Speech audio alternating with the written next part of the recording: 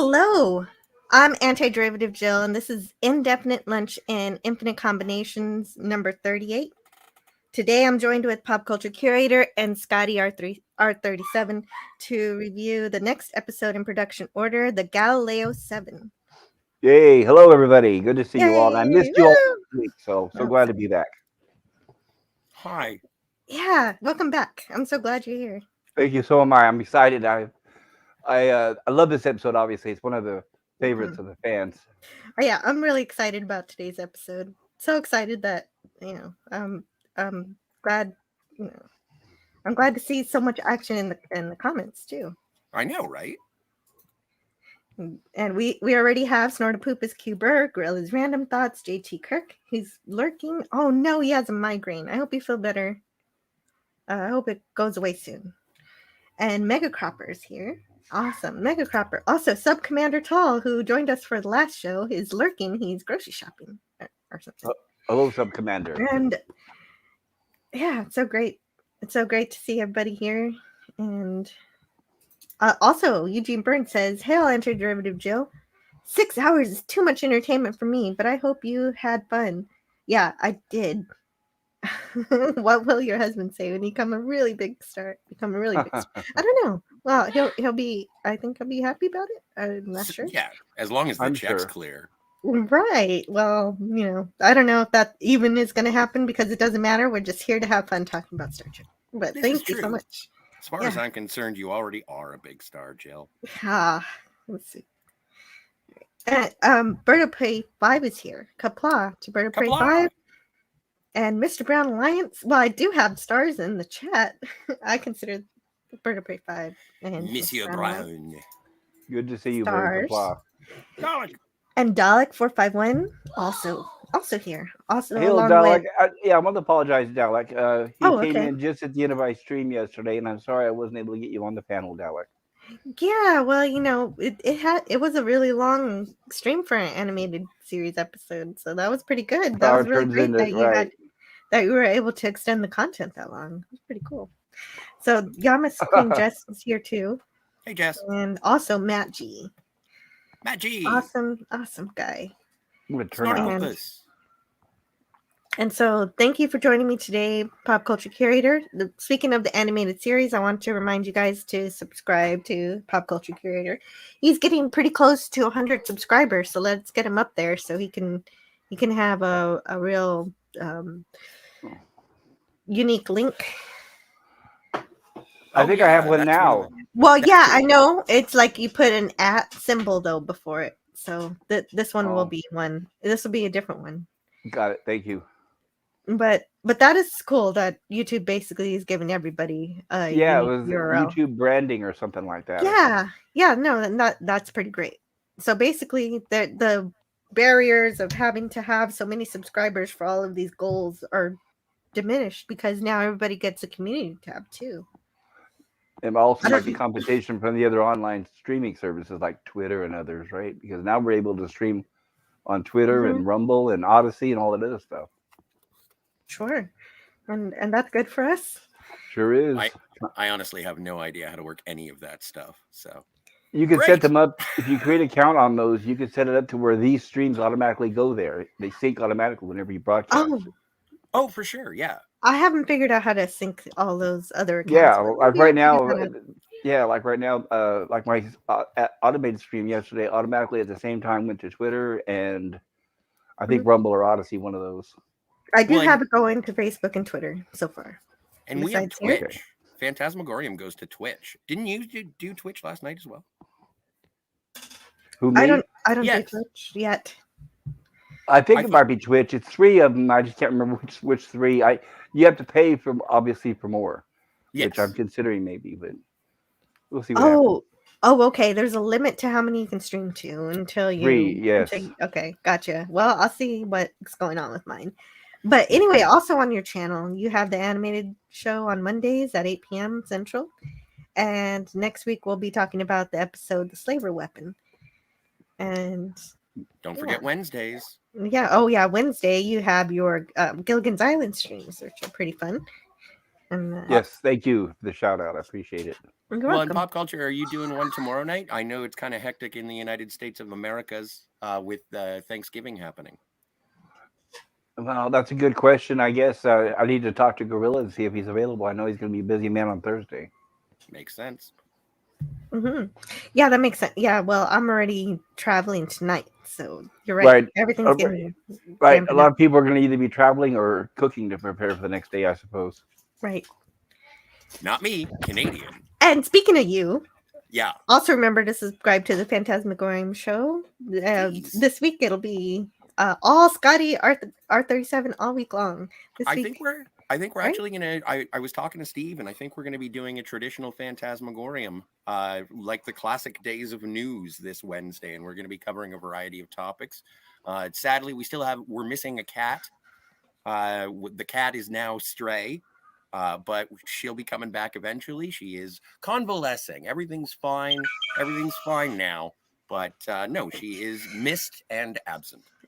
Yeah, very missed. I really enjoy everything she has to share on that channel, so I can't wait for her to come back. She is a knowledgeable lady. And then Thursday, I'm going to be doing the Canadian perspective of an American Thanksgiving at some point on Thursday. And I'm going to be reviewing Planes, Trains, and Automobiles, followed by Thanksgiving, the weirdest Thanksgiving double bill you've ever heard of. And Did you hear they're going to have a new release coming out of Planes, Trains, and Automobiles with a lot of unused footage? Apparently, it's epic. Yeah. And I feel it is epic, apparently.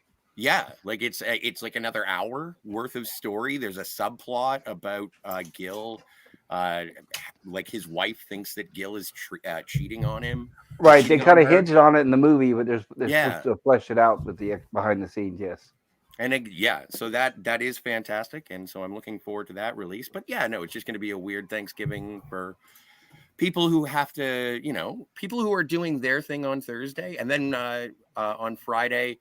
I have been tasked with watching The Princess Bride, and so you're going to watch it? I'm going to watch that. I haven't seen it either, so I'm planning on watching that this week sometime. Should I wait? Should I wait for you before I start talking about it? Don't. Okay. No, just do it. Just do it. We can talk about it later. Cool. Sounds good. So that's my plan for the week, and we'll see what happens. Mm-hmm. And Snorter Poopa says, today has been a day of nostalgia for me, visiting the old haunts of my cubhood and YouTube, and now visiting good old-fashioned Trek. Outstanding. Yes, that's our goal here today. I think you'll have a good time. I think so, too. I'm very happy about this episode. And Dalek says, it's okay. I did my own stream for a few hours afterwards. Tony Stark came on, and he just stole the whole show. It was great. Yes, I need everybody put that on your watch later and watch that one. That's very cool. That is cool. I really do like Tony Stark. He's fun. Omega Cropper says, your future is with the Jill Show. Hey, it's always fun to hang out with Jill. Yeah. No, it's great. Me and, I'll hang out. We'll all hang out. And she's doing great, too, over 300 subs. So she's really going there. And incredible, thanks everybody for being here in the chat. Thanks to the lurkers. Thanks for everybody on the rerun. But yeah, no, it's you guys that make the show possible. We're just happy we get to have these conversations with you. That's true. If I may read this here, Gorilla's Random Thought says, "Pop, my drunkcation starts Wednesday, but I'll be there." Nice. So that is a go for Gilligan. Yeah. Yes. And Herc130 says he's here in spirit. I'll join the chat when I can. For the record, I am with Spock on his leadership skills. Talk to you later. Yeah, I know. Boy. Yeah, I admire Spock in this episode, definitely. And Mega Cropper says, hello, Dave. And so for production to these episodes, some of the facts that I share comes from the 365, the original series book by Paula M. Block and Terry J. Erdman. And the idea to use this text comes from Raquel Briggs, Iron Briggs, first officer on the Clobberin Times channel. So you should all subscribe to Clobberin Times and also read her amazing science fiction short stories, which are now released in paperback, hardback, and Kindle form all together. You don't have to buy them separately anymore, one by one. You can get the whole thing, and it's beautiful, painted gorgeously by a fellow YouTuber you may know of as Hungry Boy. And so I'll provide the link to that. I need to update the link on, or maybe it's still the same link. I think it is. I had a conversation with Hungry last night. I don't know why I forgot to compliment him on the cover. Yeah. Well, you know, you'll have another chance. I hope so, yeah. And then I need to share my slides here. Oh. Yeah, before we go with the slides, do you want to say hello to JT Kirk? Oh, absolutely. Hello, JT Kirk. Paula M. Block for the win, he says. Dave G is here. Did I already say hello to Dave G? Admiral Teague. And when we get a chance, I'd like to share a little bit of information from Inside Star Trek regarding this episode. Okay, is it preliminary or post? I can do it during. It's about this episode, so I can do it during. Well, okay, but specifically, which portion of the episode? Matt Jeffries' original designs for the Galileo 7. Oh, ooh. I have something about that too. So I'll read mine first, and then you read yours. All right. Okay, so I don't have my book. I need to go get my book. Can you guys talk for me just for a moment? And take it away. Say hello to Admiral Teague. Hey, kids. Hey. Yeah, Scotty, you have control over the text, right, or the chat, so you can. Oh, I do. Great. I forgot I had powers. Thank you. I have the helm. Admiral Teague is here. Hey, kids. LDG Free the Net. Good morning, all. Hey, LDG. Good to see you. I think Mega Cropper. I didn't star it, but I think Mega Cropper gave a shout out to Bird of Prey's Armin Shimmerman video that addresses. Armin Shimmerman saying he wants to leave Twitter. He's very upset. And so I'm not even going to tell the story because I think Bird of Prey does it well. So go give that a peek. Yeah. What is this? I haven't heard about that, but I'll watch. Oh yeah. I'm assuming a shout out, not a run out. Yeah, if you aren't subscribed to Mr. Brown's Alliance, you should check that out. Mm-hmm. Delightful weekend commentary on the happenings of the week, but also I've really been enjoying the scene by scene movie reviews on Saturdays. Those have been really good. If I'm getting the time frame wrong, it's just when I watch them. Yeah, absolutely. Yes, he has the best movie reviews. So much fun.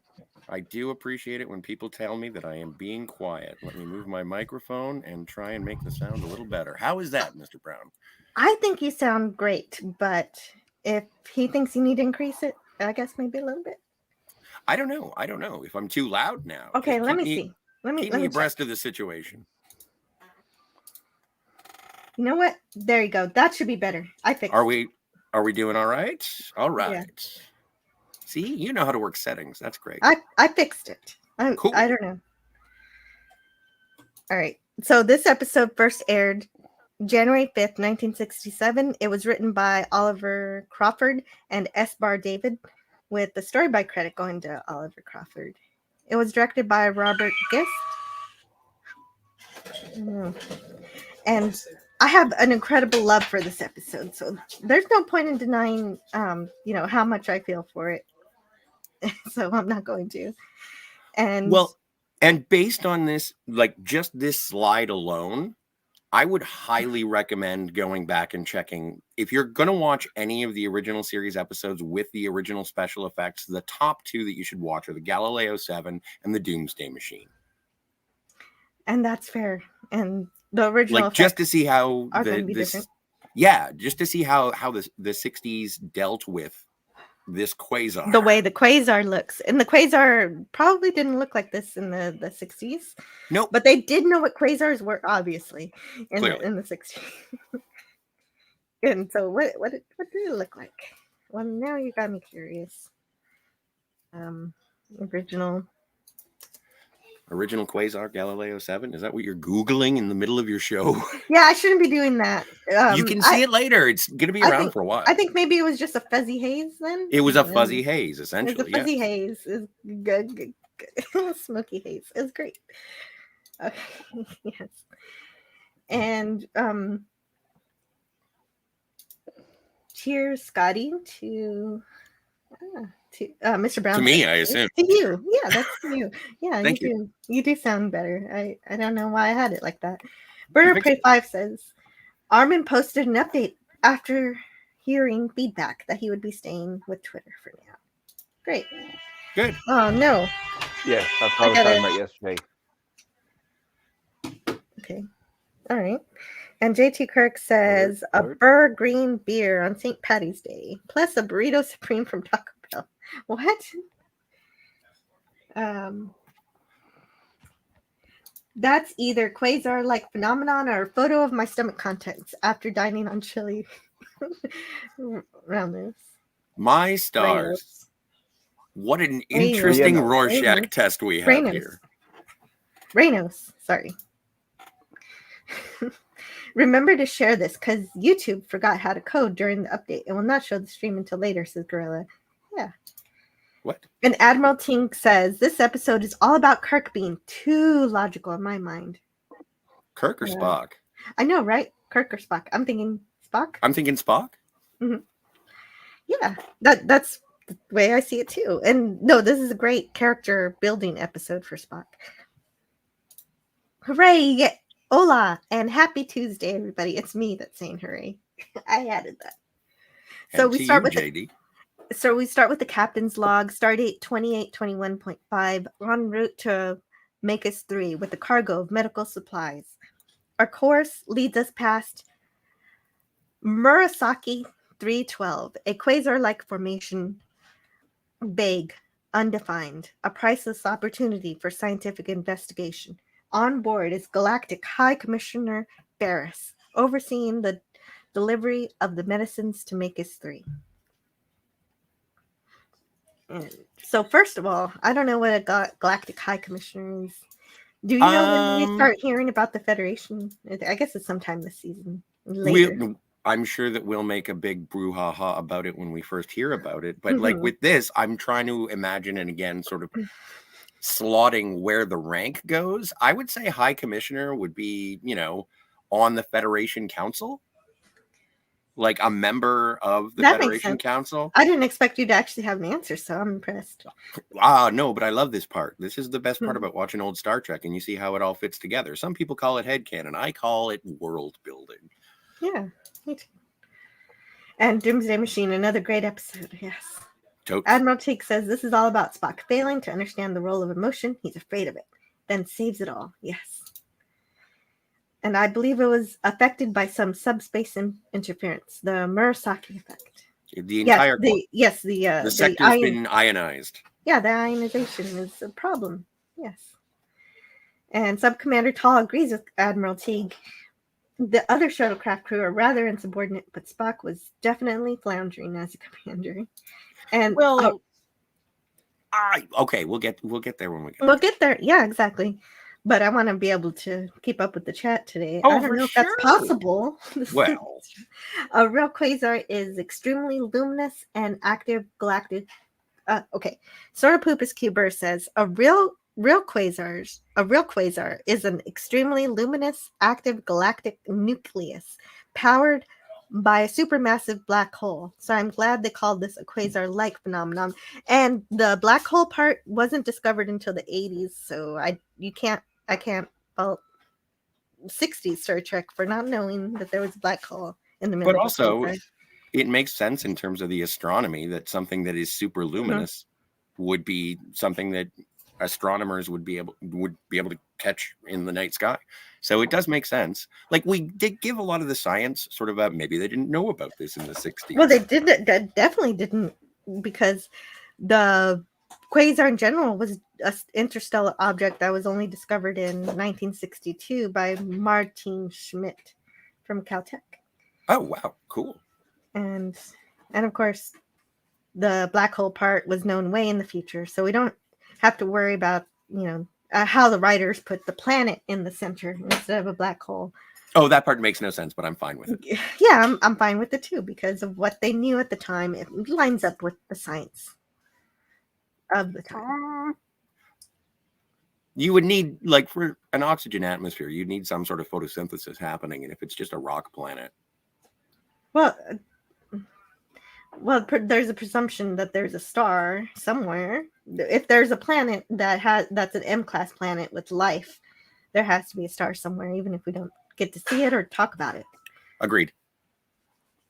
And it's a really huge space. Yes. So all of this is possible. What does he say? A needle in a haystack would be child's play. Exactly. Dave G. Sound says quasars are associated with the red spectrum, according to the JMC navigational test. And that's also kind of funny because in Japanese, Murasaki is another word for purple, and this is green. Huh. Great episode by S. Bar David. Too bad he only wrote this episode and Dagger of the Mind. I wish he wrote more episodes. Me too. I had forgotten. Yeah, I agree. Sorry, go ahead. Pop culture? No, I was just saying I agree with the last statement. Snortopoopus Cuber says the Galactic High Commissioner is one rank above Galactic Low Commissioner. Yes. Thank you. Galactic Secondary Commissioner. Also responsible for Starfleet's baseball. My 200 Quatloos on the Niners. And JD Lewis says Nimoy once said he wasn't fond of this episode because he felt he struggled without Shatner to balance out his characterization. Yes, absolutely. But that was the whole point of the episode, actually. Snortopoopus says apparently High Commissioners are officially delegated pains in the ass. Even Assistant Federation Commissioner Nancy Hedford from Metamorphosis was a pain. And Kirk's posterior. Yes. And of course, Captain Kirk doesn't want to miss out on a chance for scientific exploration of this quasar. And he doesn't. No, it's not that he doesn't want to miss out. He has direct orders. Right, he has orders from Starfleet to, if you see something messed up, can you go check it out? Yes, and Commissioner Ferris is there to pester Kirk the entire episode that he doesn't approve of this exploration that Kirk is ordered to do. When the medical supplies, when there are medical supplies that need to be delivered to Magus 3 in time to treat a plague on New Paris. So that's our first ticking clock of the episode is the plague that needs the medical supplies. And like Scotty R37 said, Kirk counters this by saying he has standing orders to investigate quasars. And they have a couple extra days, so it shouldn't be a problem. And besides, we get this beautiful quasar to see, and this is just gorgeous. And so we continue to the next gorgeous thing.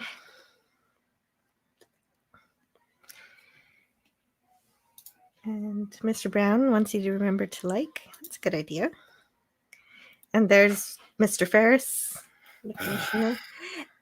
And I heard somewhere that the actor himself didn't really like being here, so it actually played into his performance as being completely annoyed.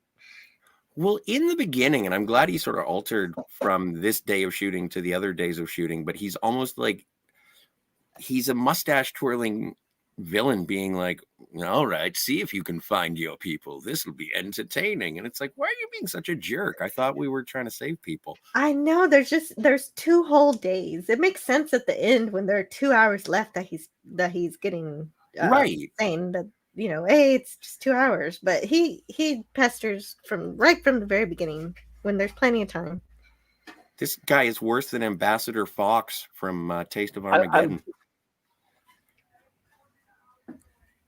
I'm curious from the episodes we've watched so far. Is this the first time we've had the jerk? Sorry, go ahead. I think so. I think so. Let me see. Yeah, absolutely. At least he kind of has a point because there is a higher command. It might be. At least they kind of have a point in that it seems, you know, there's a planet that has a plague, and so maybe they could have gone to take care of the plague first and come back later for the investigation of the quasar. There's a devil's advocate for that, but Kirk made his decision and we're sticking with it too.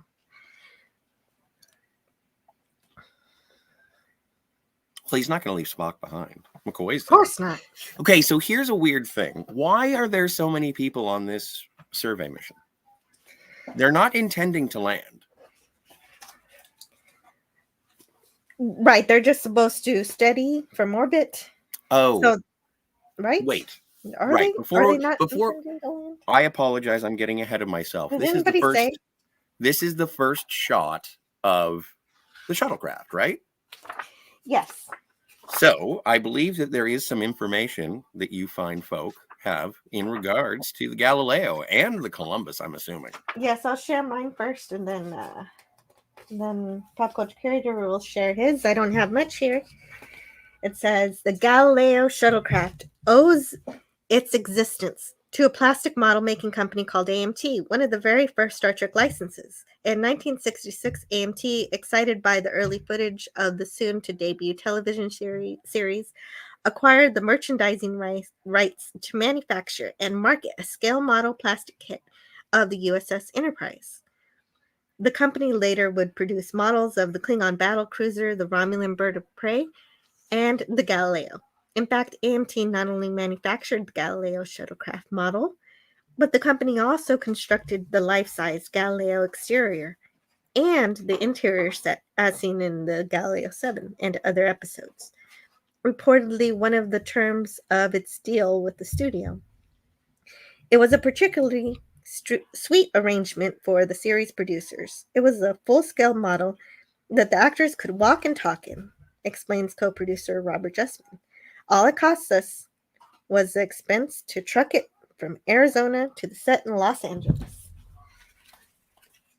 And so that was basically it. The company who made the shuttlecraft all just wanted the rights to sell some toys. And so we get the shuttle. And it paid off for both of them. Mm-hmm. And lots of other models.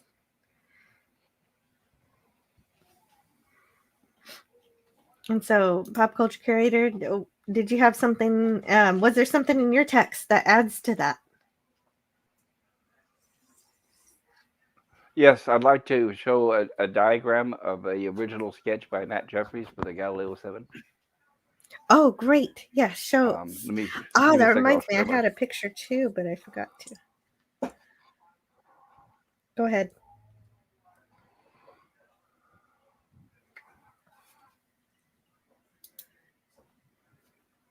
All right, let me know if you guys see. It's loading. There it is. And I Yes. there it is. Oh, I click on that is Matt Jeffries there, holding one of his creations, the Klingon battle cruiser. So that's the man behind the name of Jeffries Tube. And without him, I don't know if Star Trek would be what it actually is. Right. It wouldn't be cover. Right.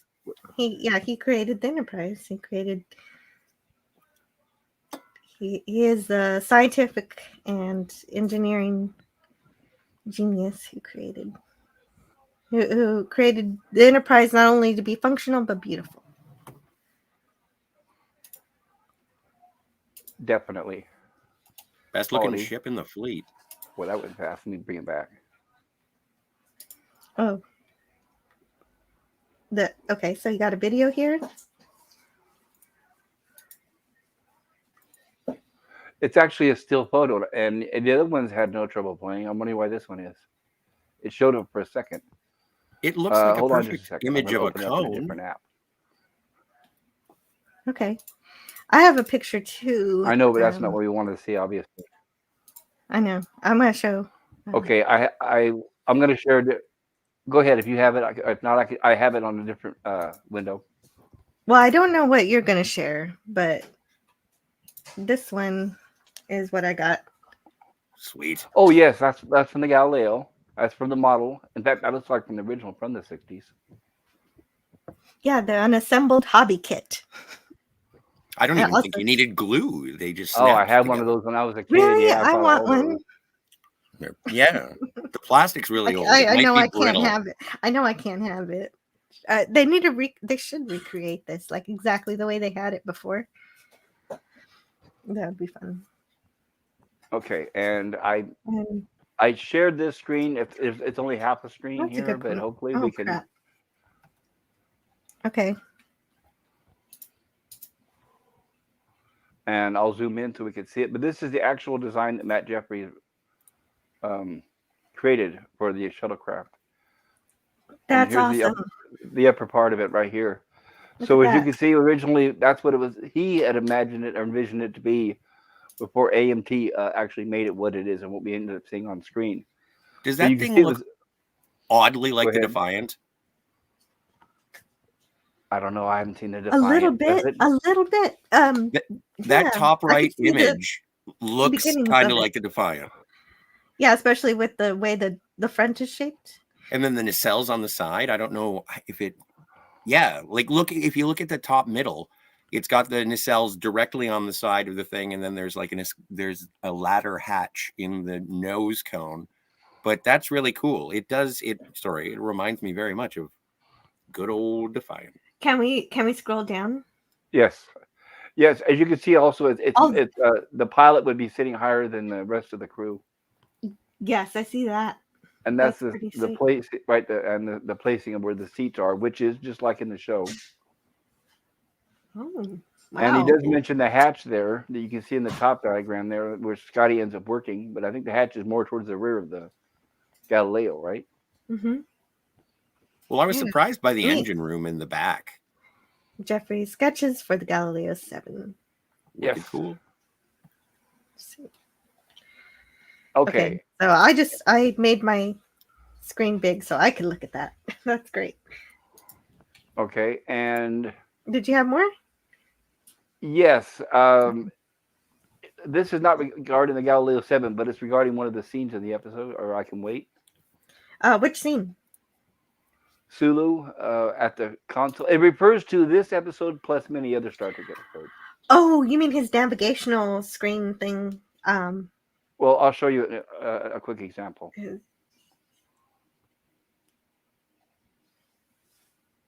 I'm talking about this shot. We've all seen this before. Oh, okay. Yeah. What it talks about is how they filmed this one stock shot so they can insert it into many episodes. Yes.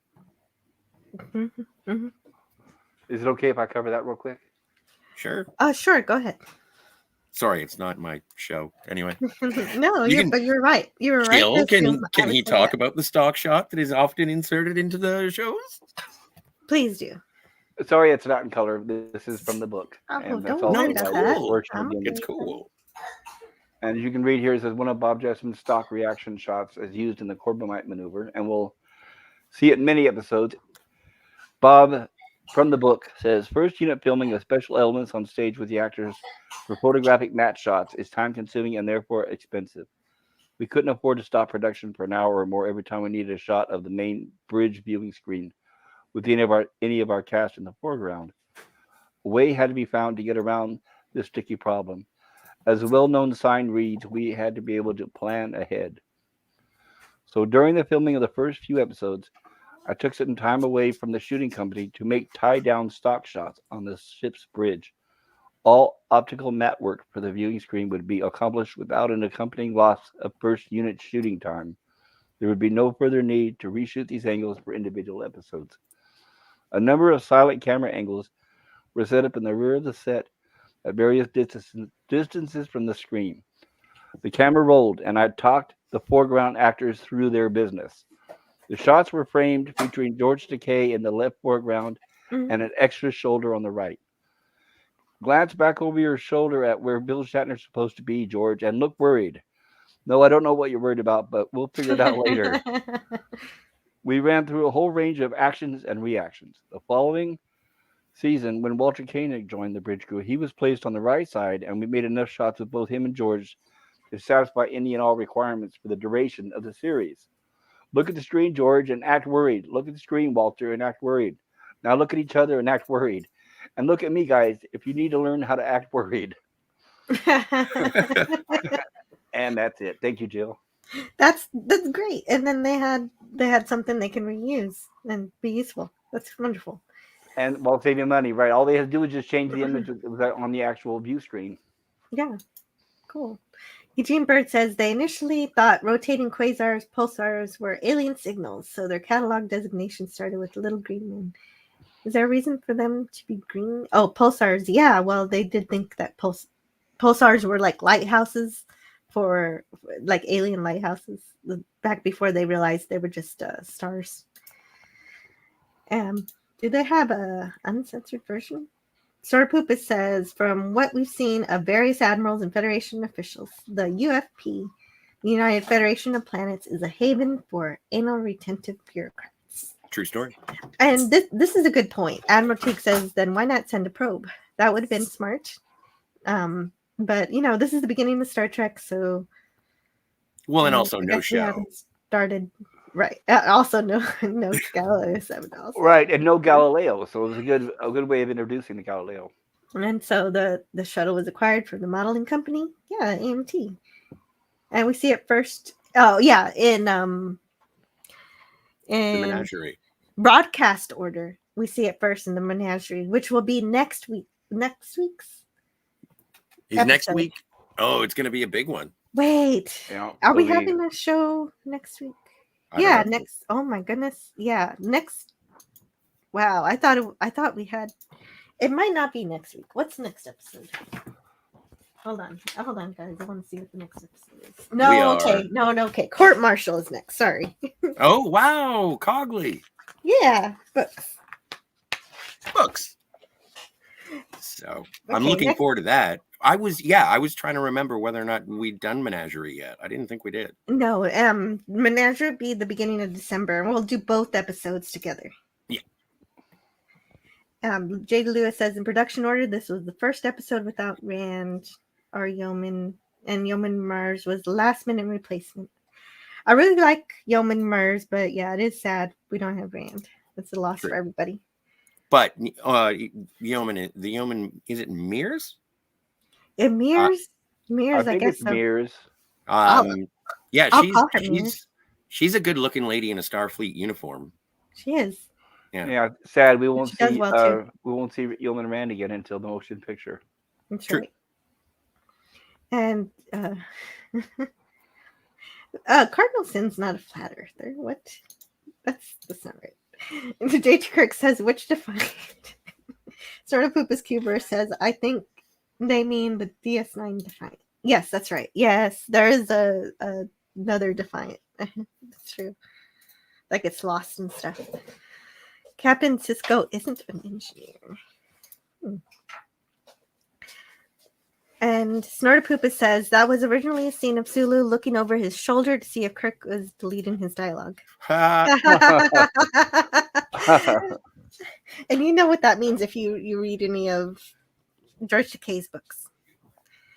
Oh, I just watched a thing with Walter Koenig talking about in the movies how there was supposed to be character development for Sulu, and Shatner was like, and it's well known. Like, I'm not telling tales out of school. Right, Everybody it's no knows this. secret.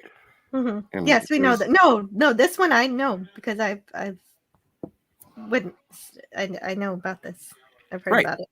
Anyway, we have 7 people who apparently Mm-hmm. are going to take the shuttlecraft out for a spin. Yes. And Latimer says the indicator's going crazy. So we get to see the interior of the ship that AMT made. And the ionization from the quasar makes the positioning indicator not tell them where they are. Right. And Mares. Okay, so wait, but first we got to leave the hangar bay. We haven't even done We that do. yet. We haven't even left the hangar bay. And this is a reason why you should go back and check and see what they did in the 60s for these special effects. They are underwhelming, but I suppose they're good at the time. Yeah, it's a lack of detail on these because these were done in 720p, Yeah. and they didn't really render them very long, and it's really too bad because now with high definition and TV's getting better and better, the better our technology gets, the worse this is going to look in the future. Oh, in terms of Like in right terms there is of- a perfect example. Look at that, lack of detail. Oh yeah, it does look like a CGI model. It does, unfortunately. But it was no, I still think it was good when they did these remasters. I think it was really good for the time. It was. And same with the special And it- effects in the and- 60s. And nothing to say that they can't go back and update them again, just to make it look more realistic. It would be nice, but it's unlikely. Yeah. Well, it's Yeah, but- unlikely, but Yeah. right It now, would- well, under current management, yes, but maybe someday. But the It more would I do have to say, the more I see these new scenes, the more, and I've said this before, I'm going to get that Blu-ray set and start watching the older one. I do prefer the older effects. Yes. With Real the real model. models. Yeah, with the real models. Did they ever do a CGI remaster of Gilligan's Island? No, I don't think there's any CGI to remaster. Well, there was that episode There- with the satellite. No, that's true. The satellite lands on the island. So there's Mears. Yeah, Mears is Yeoman, and she Okay, said the yes. radiation is increasing. Yes, so that's her job. She monitors radiation.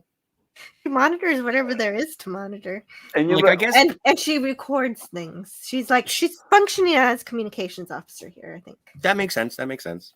what I like about those panels as well, if you look at she's operating a panel and there's one behind her, and if you look closely, there's no set pattern for all the buttons and switches. They're even, you could tell, so they're just hand drilled with the drill.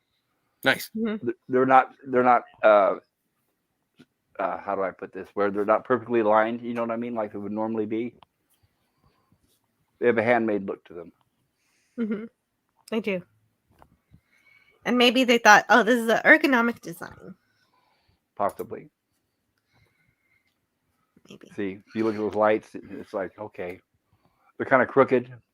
They're not symmetrical. So Obviously, Scotty is the engineer. Boma is the physicist.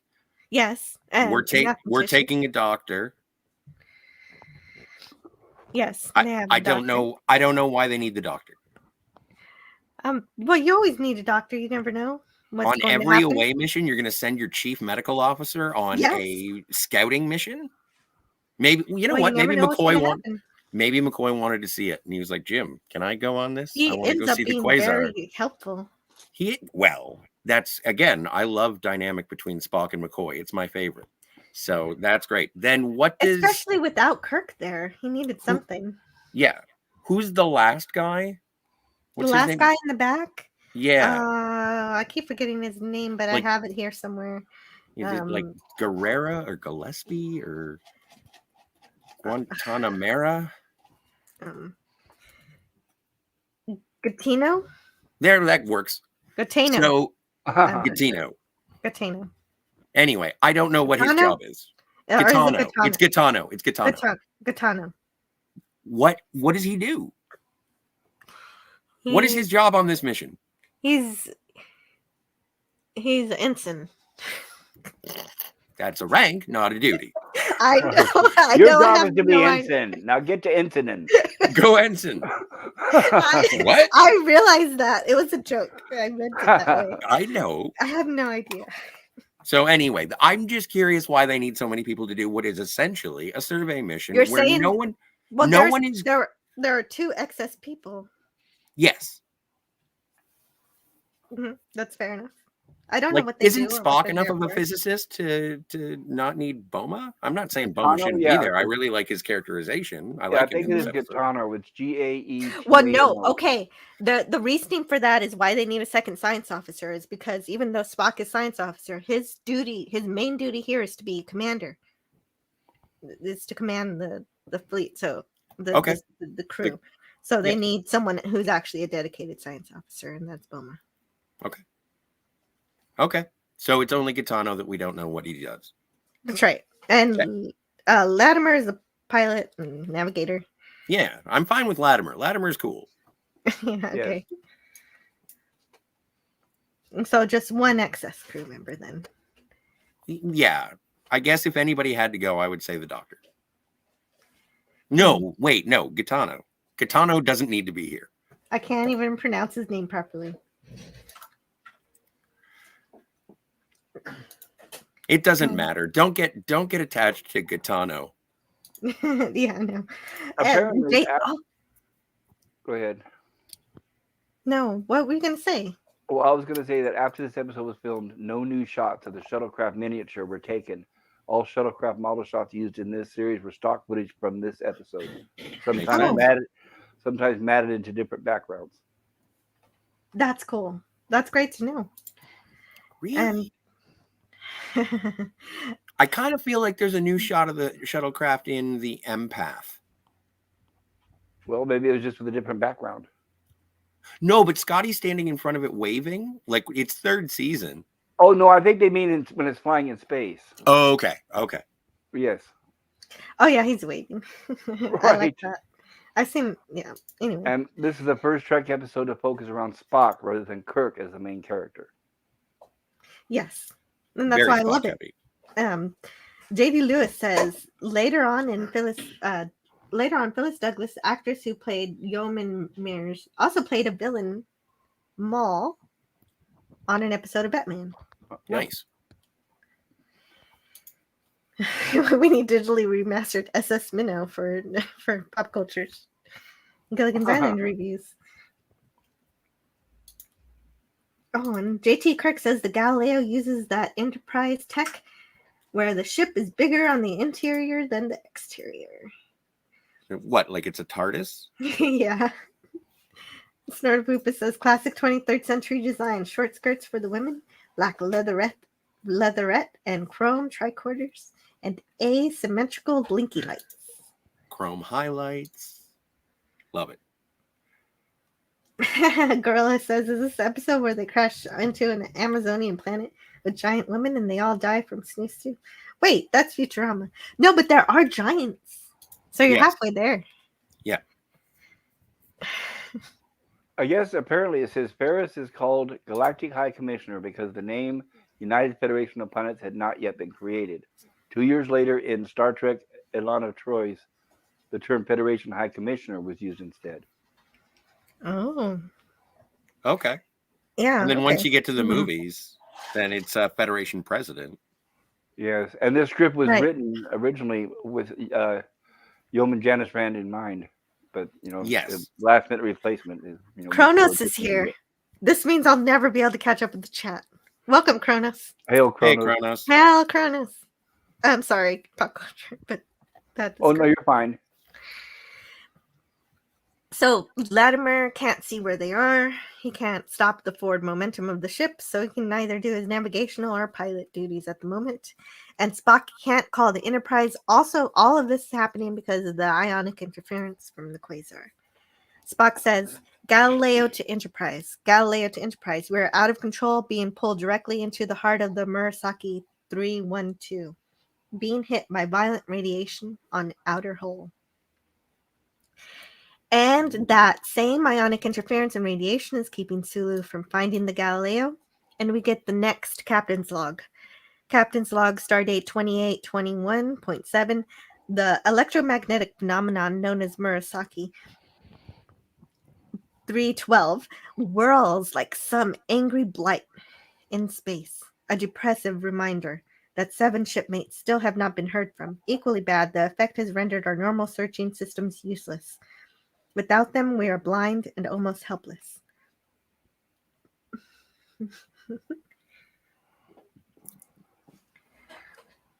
It is an interesting process through this episode to see Spock and the Galileo 7 doing all of the stuff while Kirk is basically waiting and barking orders. Like, not barking, but like he's doing all he can to get everything running because he can't see anything. He can only see visually.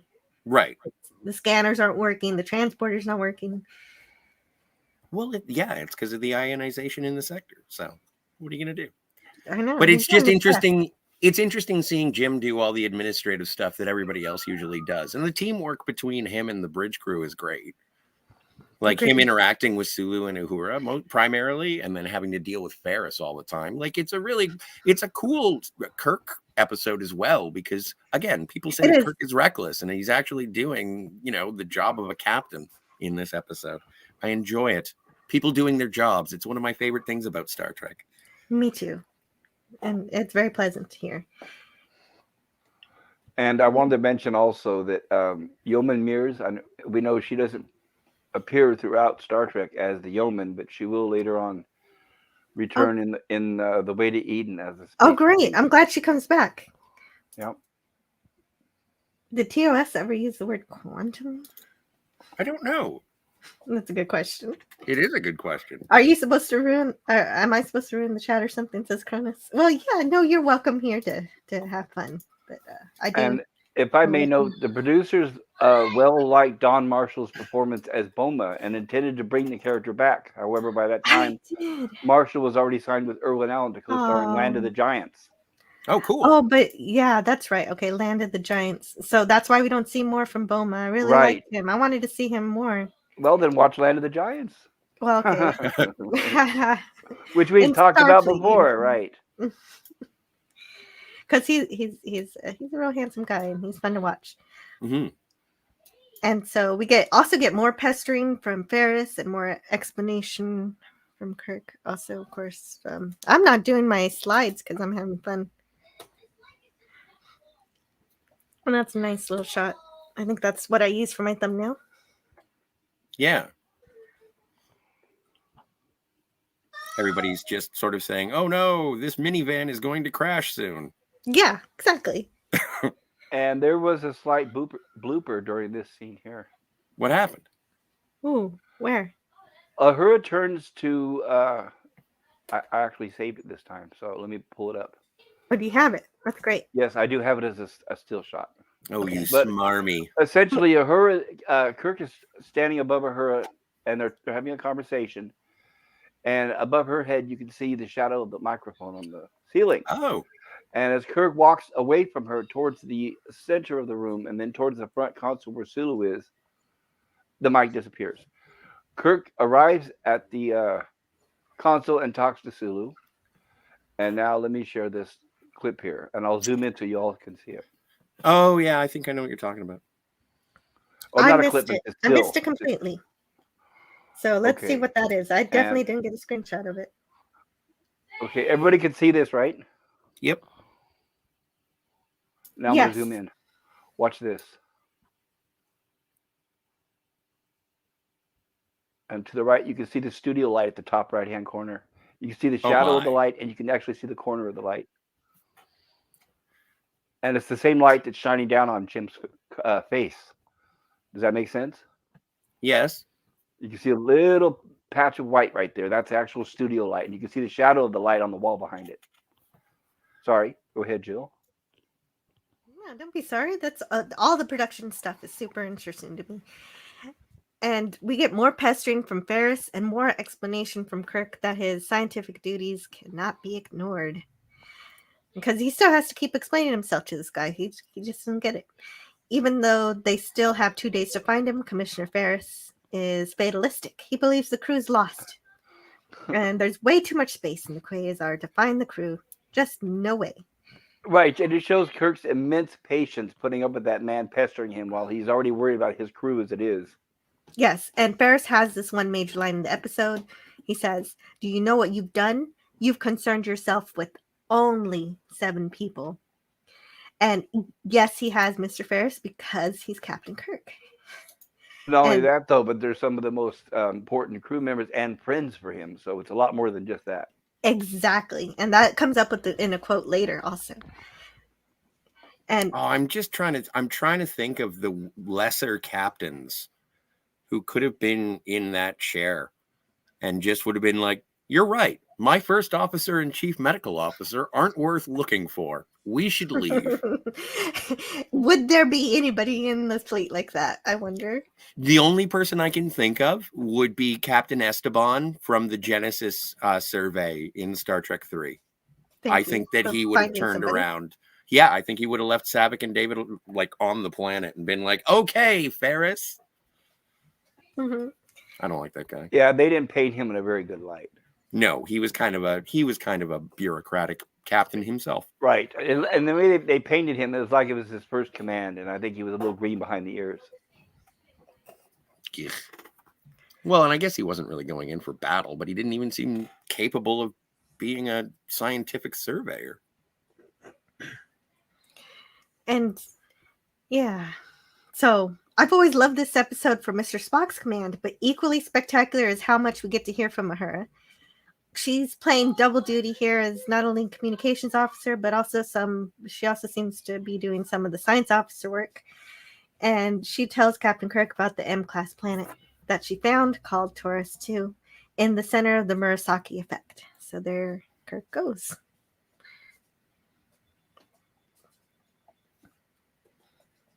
Also, I love those earrings. Sure. Yes, the green ones. Come I think we've on, seen they're them before. iconic. Yeah, are. they're iconic though. So the shuttlecraft had a bumpy landing, but it made it to the planet's surface in one piece on the rocky landscape.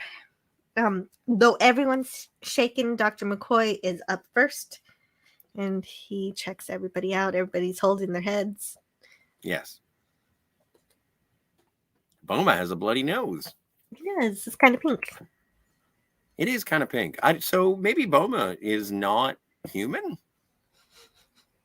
I don't know. It's a possibility. I don't know. Well, maybe they were setting something up and we just never got to find out. Yeah, I don't know. Or maybe it was censors and they didn't want to use red. Or maybe it was just because black and white TVs. Well, maybe. Oh, that's a good idea. Unfortunately. Mm-hmm. I love how quick Dr. McCoy is up to do his job. Also. Well, but also I think this is the evolution of humanity at the time. Like we talk about the evolved humanity, and it's nice that no one's freaking out at this moment. And again, part of the reason why I love Star Trek. First thing Dr. McCoy does as soon as he's ready, crap, I have to do my job. And then he goes to work being a doctor, which is why he's awesome. But it's something that is like, what is my motivation in this scene? Well, you're a doctor. It's not like, oh, no. Medical tricorder. Exactly. He doesn't jump directly to Mears because there's going to be some kind of some romance or anything. He's like, okay, guy who shouldn't be here. Are you all right? Yes. Oh, yeah. Good. Moving on. Scotty. Yep. I'm good. Boma. He goes in order. Yeah. That's right. No preferences here. No, it is everything about, okay, so who has a job first? McCoy. And Cronus makes a good point. Before I forget, hope everyone has a good Thanksgiving this Thursday, everybody in America, and everybody who celebrates Thanksgiving on Thursday. And Sort of Poop is Cuber says about the light from Pop Culture's observation. That's not a studio light. That's CDMID, Captain's Dramatic Moment Illumination Device. Standard issue on the starship. Right. It follows him around the ship when he needs it. Right. It deploys. Yeah. Right.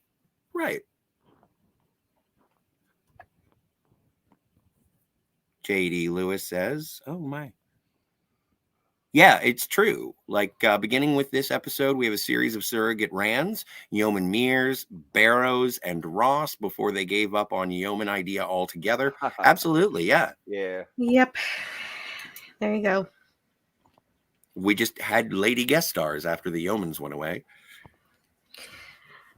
So, and Boma reports what happened, and Spock agrees with his assessment. Boma says, I can't be sure, but I'd say that the magnetic potential of the effect was such that as we gathered speed, it was multiplied geometrically, and we were simply shot into the center of the effect like a projectile.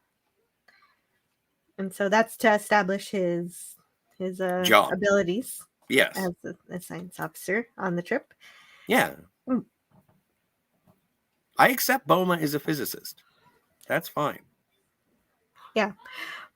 Maybe the only disconcerting thing in this episode is how everyone is questioning Spock at every turn.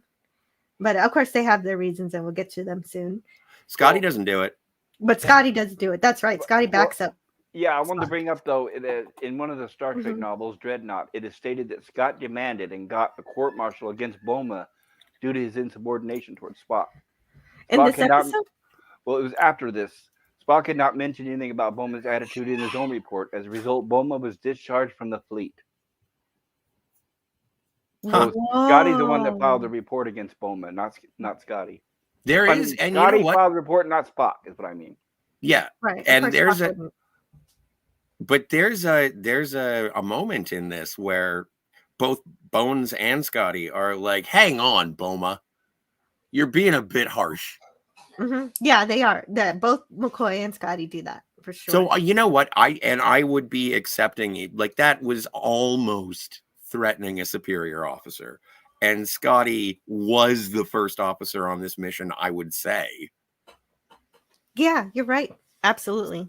So if He'd be Spock ranked didn't want to first do officer. it, Scotty would have. Let's not forget this Mhm. crew is the finest ever assembled. Right. And Spock tries to reach the Enterprise because he's going through all the available options. And I like how we get the chemical composition of the atmosphere. It's breathable but not optimal, which is all we really need to know. But we also know it has oxygen, mercury, nitrogen, argon, neon, and krypton. Krypton?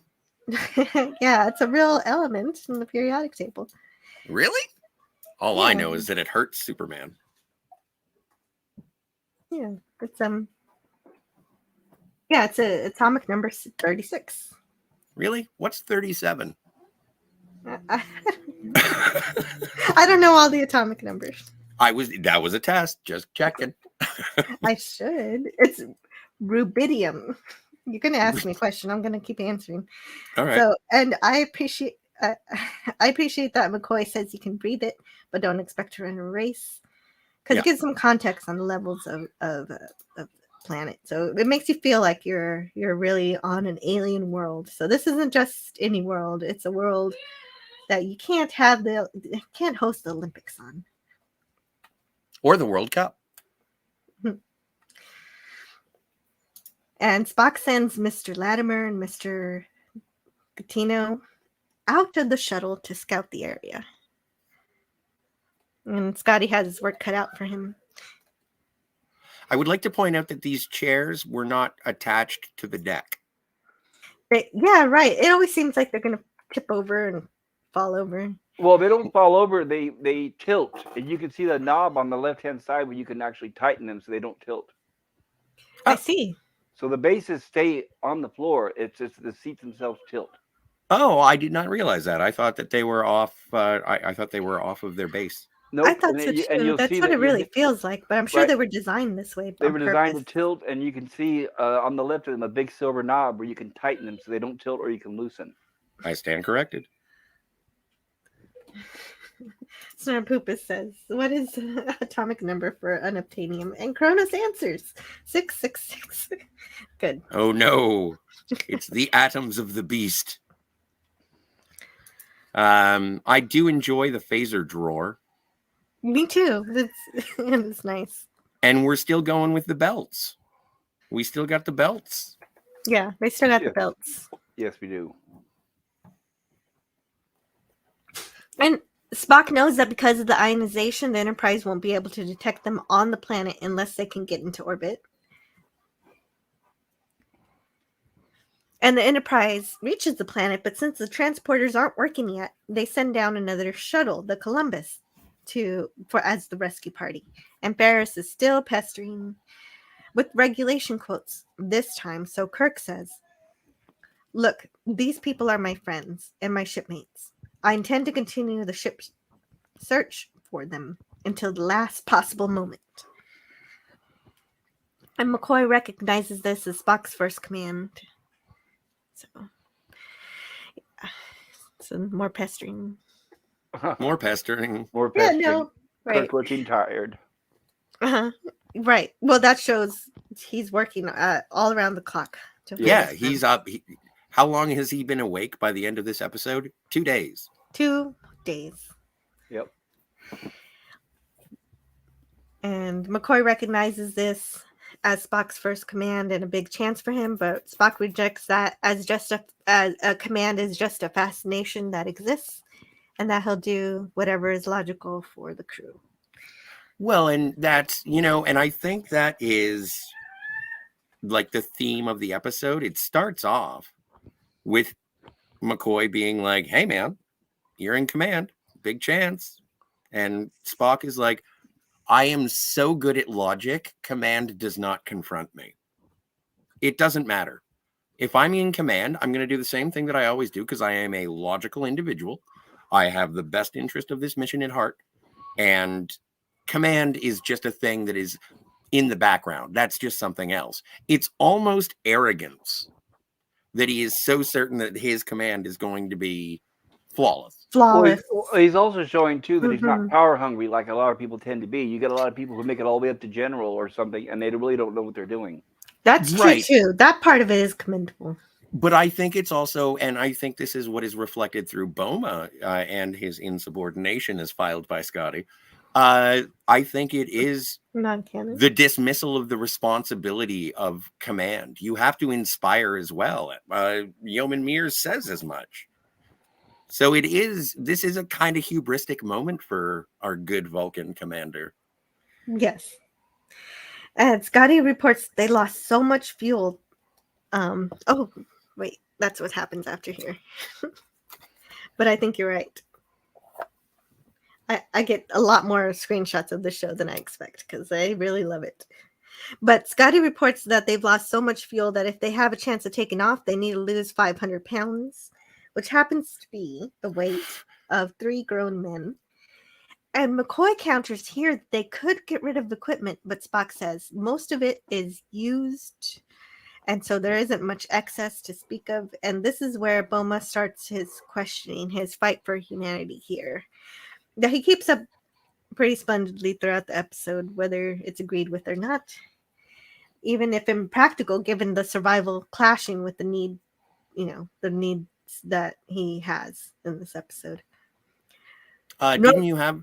I do. There was a slide that you showed, Yes. and I am now going to be keeping track of how many slides you take of Spock's butt. I don't know. I mean, I just take a screenshot anytime I see something. See something you like? Yeah. And I just walked right into that one. Yeah, you did. I held the door open for you. And so this is where Boma starts. I wasn't doing that deliberately, by the way. No, I know, but it was fun.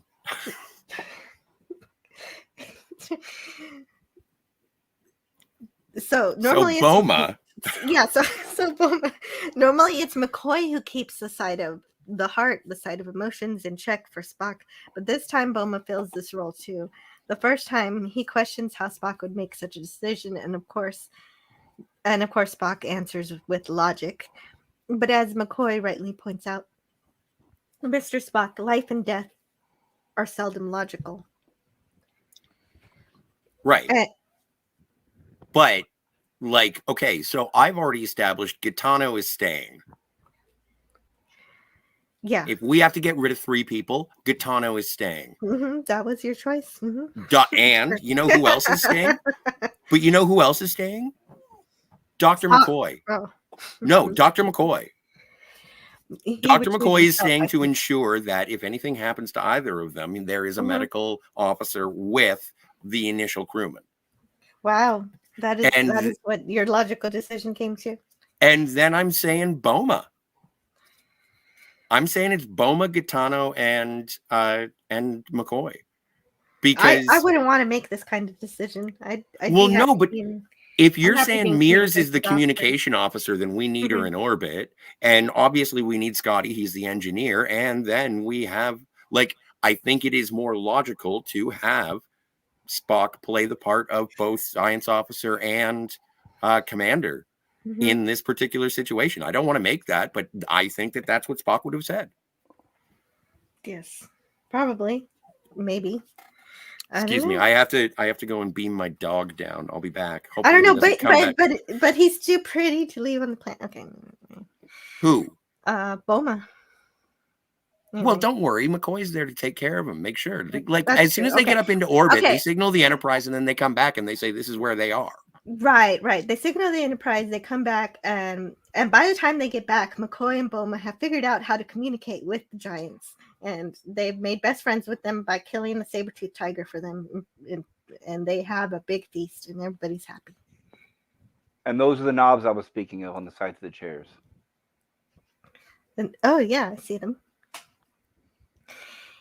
So Spock's decision to choose who to leave behind using logic, which is very fun considering Scotty R37 just did that, is slightly disturbing given the last episode we watched. Just because it was the last episode, I thought about it. Where Kodos, it's different, of course. Kodos deliberately murdered 4,000 people because he thought he was saving thousands of other people. But at least in this case, Spock isn't directly killing anyone, even though sort of leaving them on the planet is kind of a death sentence. It would be more like Kodos from the last episode, choosing to let people to allow people to decide to starve instead of directly killing them. But I only mentioned that just because it was the last episode and still back there. I'm still thinking about it. I don't really know if there's any kind of correlation. I'm not sure. But I really like this dilemma also because having to deal with how much weight you have on a spacecraft is a real dilemma that real astronauts have to deal with, and determining how much payload is possible on their craft based on how much fuel is needed to fly. And so Spock wants to check out the damage of the ship, and Boma and McCoy have an exchange. Boma says, if any minor damage was overlooked, it was when they put his head together. And McCoy responds, not his head, Mr. Boma, his heart.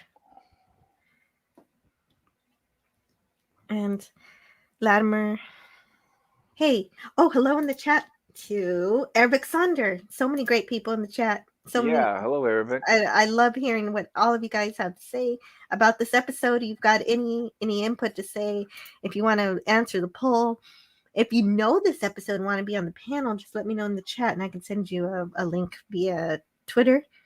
Oh, right. I don't have my banner up that says that. Here we go. I wanted to point out John Cropper, the guy who played Ferris.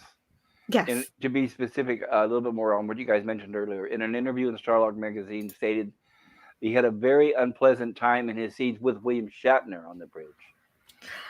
I heard about that. Did you have something about that, or just that? That's the extent of what I know. So there was something going on between those two actors, apparently. Mm-hmm. Maybe ego.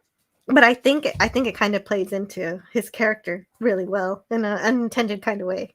Yeah, it does, right? Because you can see that tension. You can see he's totally pissed. Yeah, you can tell they don't like each other. It's obvious. Very good. That's good acting, right? It's method acting. Yes, exactly. And Kronos asks, did any red shirts die in this episode? And there are 2 who died, but neither of them are wearing red. Claude Parrish says, Don Marshall was a regular on Land of the Giants. Here, he was menaced by a giant again. Yes. In Land of the Giants were humans. They weren't monsters or Bigfoot. Yeah, no, these are like alien Sasquatch, right? Yes. Okay. Yeah. And there's also a bit of trivia about that. When they showed a close-up of their faces, the network didn't like it. They thought it was too horrific.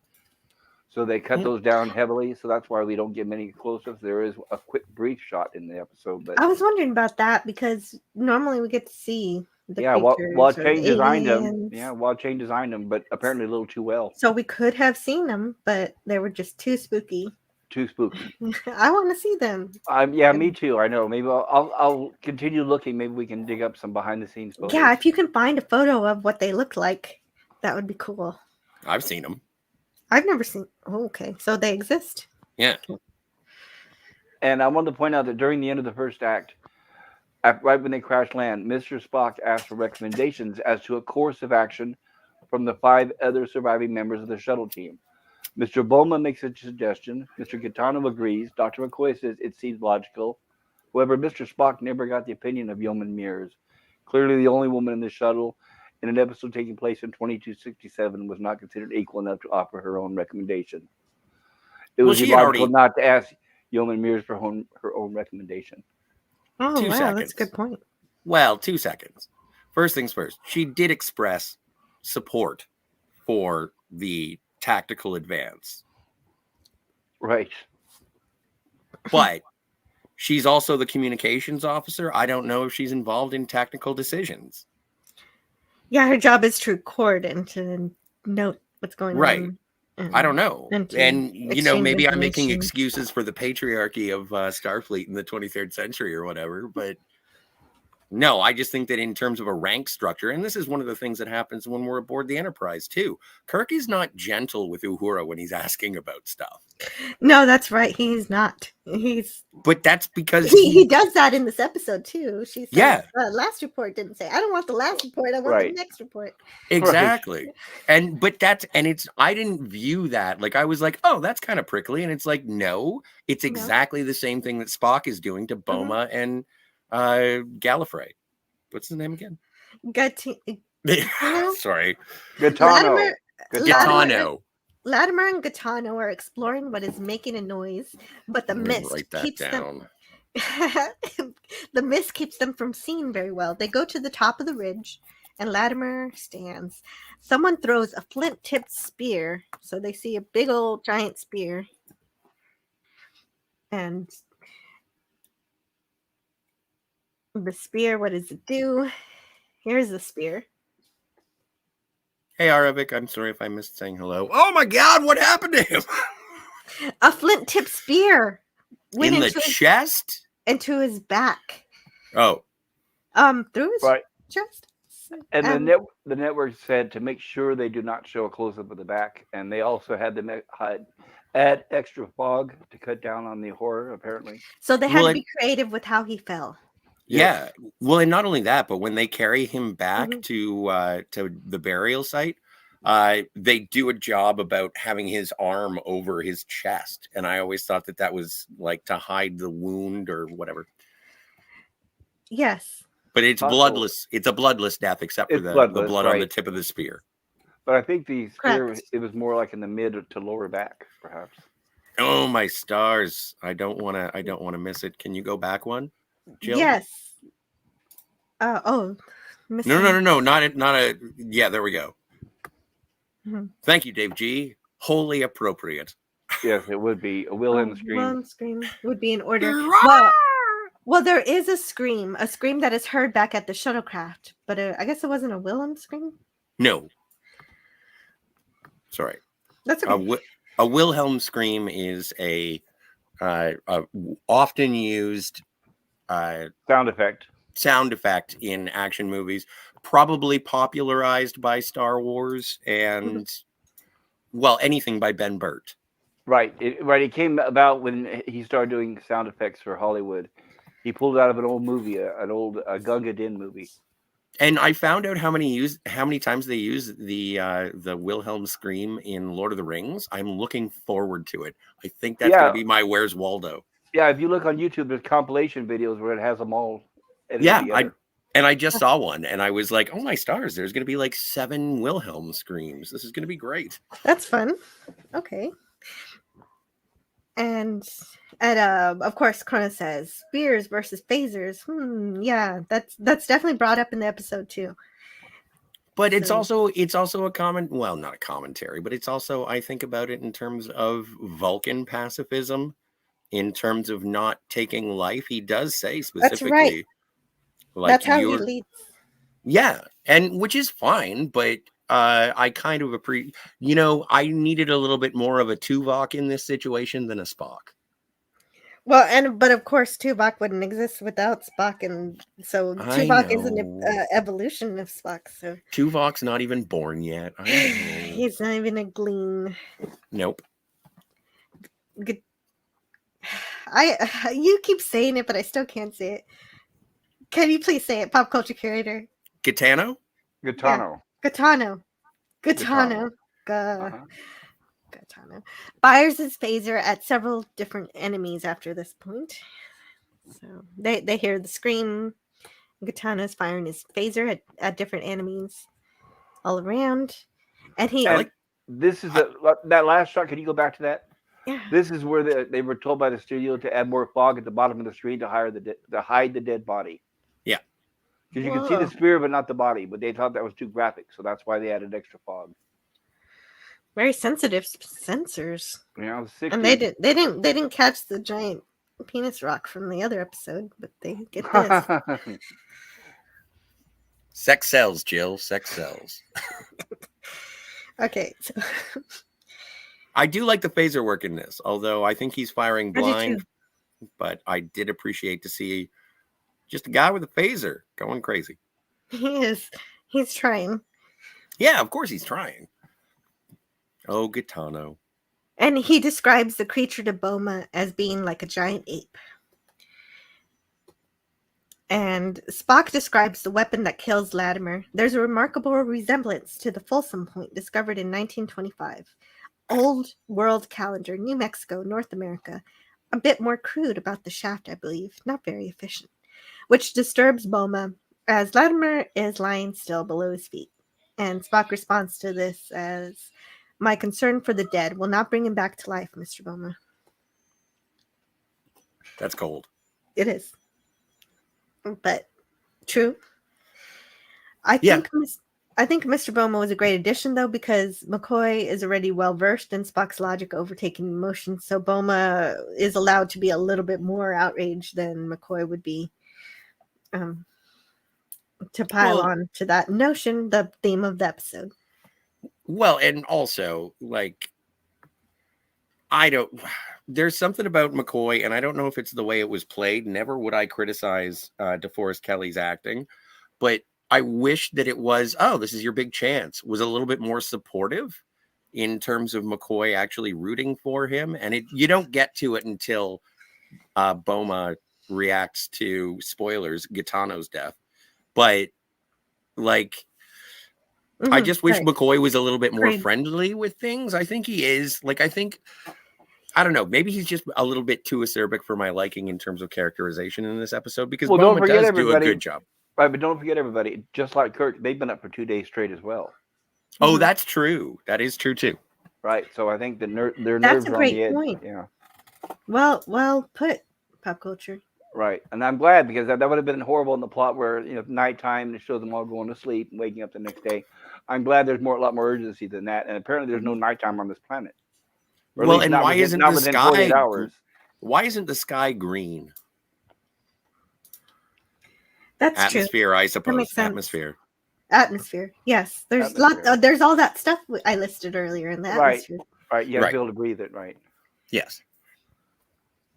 Well, and there are water there, and I was troubled about photosynthesis earlier, but there is water, and algae could probably provide. Anyway, Miss Queen just says, wouldn't Tuvok be a young child in this time? And that's a possibility. Here's what I'm thinking. A very long time. Here's what I'm thinking. Absolutely possible. I don't know. I thought isn't this like supposed to be 75, 76 years before TNG? No, but wait. Yes. So Tuvok is in the episode Flashback Voyager, where Tuvok serves aboard the Excelsior, and he was like 29 years old in that episode. So, yes, Jess, I believe you are correct. Tuvok would have been a young child at this time. Great job, Miss Queen Jess. I'm glad you caught that. And Star Poopa says Tim Russ played an unnamed character in Star Trek 6, but wasn't Vulcan. I think they later tried to 7. Well, it was Generations. He played an Enterprise B crew member, but I don't think he was in Undiscovered Country. Okay, I was just reading the Roman numerals. No, fair enough. And it's Snortapoopas, you are incorrect. I don't mean to yell. But also, Tim Russ was a human also in a TNG episode too. Yeah, what was that one called? I don't know. It was the one where Captain Picard wanted to go horseback riding, but instead he got caught in the ship, and he had to. Oh, Die Hard on the Enterprise. He pretended to be a hairdresser. Mr. Mott. Die Hard on the Enterprise. I have no idea the name of the episode. Cronus says sharpened claws. Power play? Yeah. It's a fun episode. I like that one. Anyway, meanwhile, back at Boma. Mm-hmm.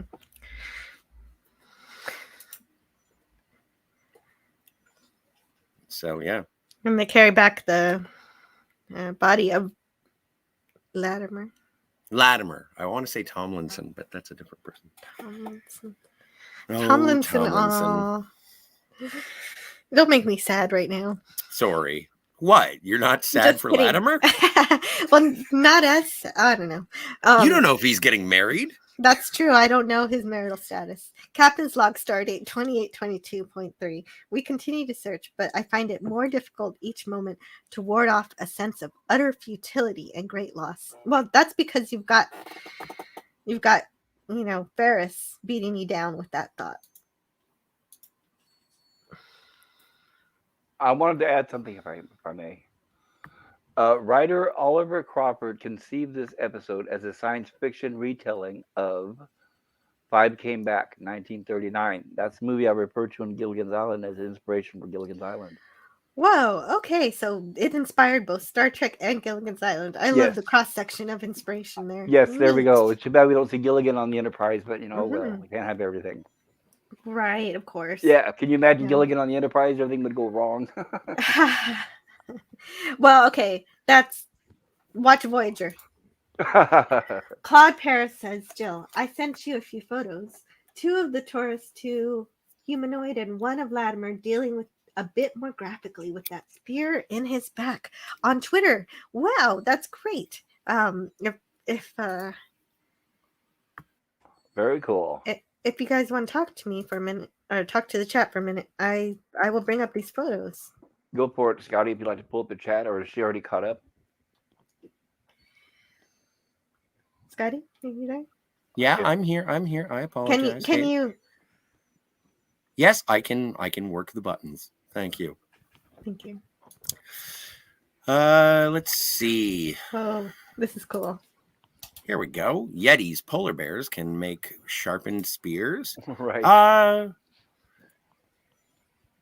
And that was Kronos, and Snortopoopa says, why have claws? No need for spears. I Right. agree. I think they're supposed to be smarter than Yetis. I think they just use them as a reference. What would you put them in terms of they're not tribal, they're more a loose association as Spock references. They're primitive, obviously, but they can make tools. I don't know. Similar to our Neanderthals, the cavemen of the early days, maybe. Yeah, I think so. Sub-Commander Tall says, Starship Mine is Die Hard on the Enterprise with Captain Picard. Thank you, Sub Commander Tall. I couldn't remember that name. I really like that episode, though. That was the name of an episode? Yeah, the name of the Oh, yeah. episode of TNG. Interesting. Yes. It was a good one. Rona says Gilligan's Island. Those poor people. Those poor people. Right. And The of course- Coast Guard even received letters from actual people saying, why don't you go and rescue them? And No, this but- is a quote from one of my Boom. favorite movies, Do it, Jill. Galaxy Quest. There you are. And Snortopoopa's Keeper says, got that wrong, was Generations, but he wasn't a Vulcan. Silly bear. I'll smack my paws later. Don't worry Yeah. about it, Snortopoopas.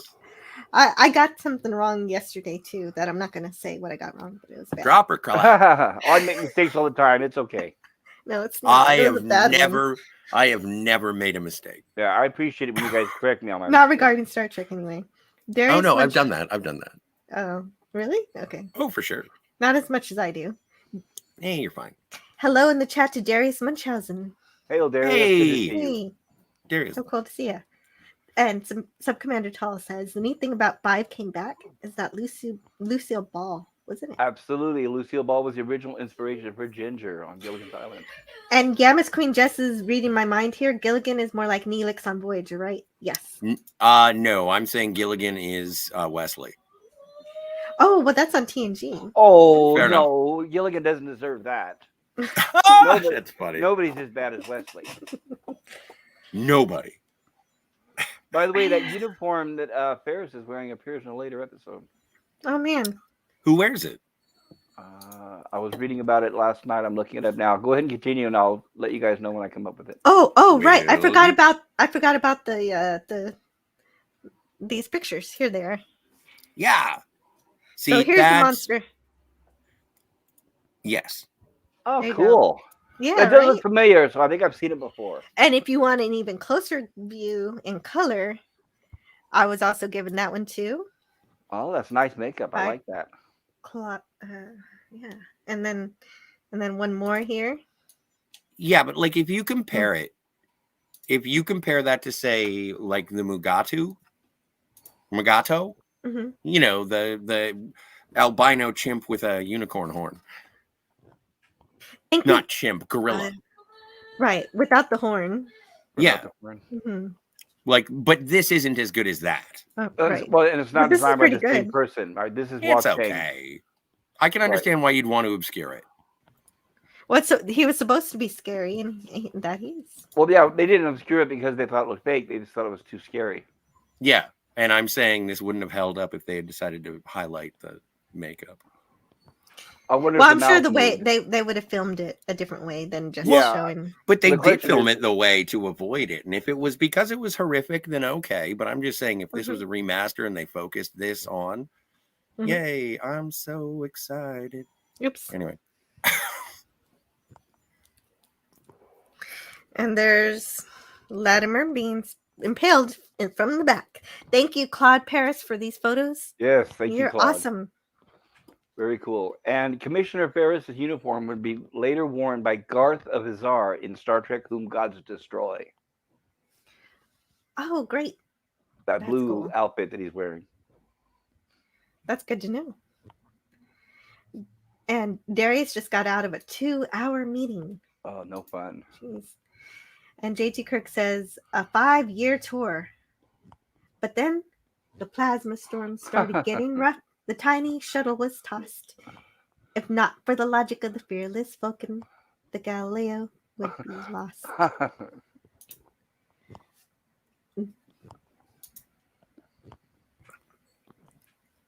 And Snorpoopa says they're an syndicalist collective. Really? Yeah. We're applying a all right. Sure, that's their social system. For the Sasquatch? Yeah. Shut up, Wesley. Says Yamaskunja. Oh no, people should start tweeting shut up Gilligan. The skipper does that. True. He is still holding his phaser. That didn't help him one beat. Yeah, because of the fog. Couldn't see. And also, he was attacked from behind. So Ferris and Garth both shopped for clothes at Kmart. Yes.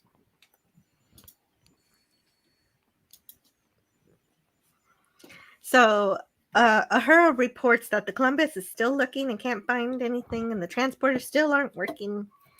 And Ferris is still reminding Kirk that his time is dwindling. Right.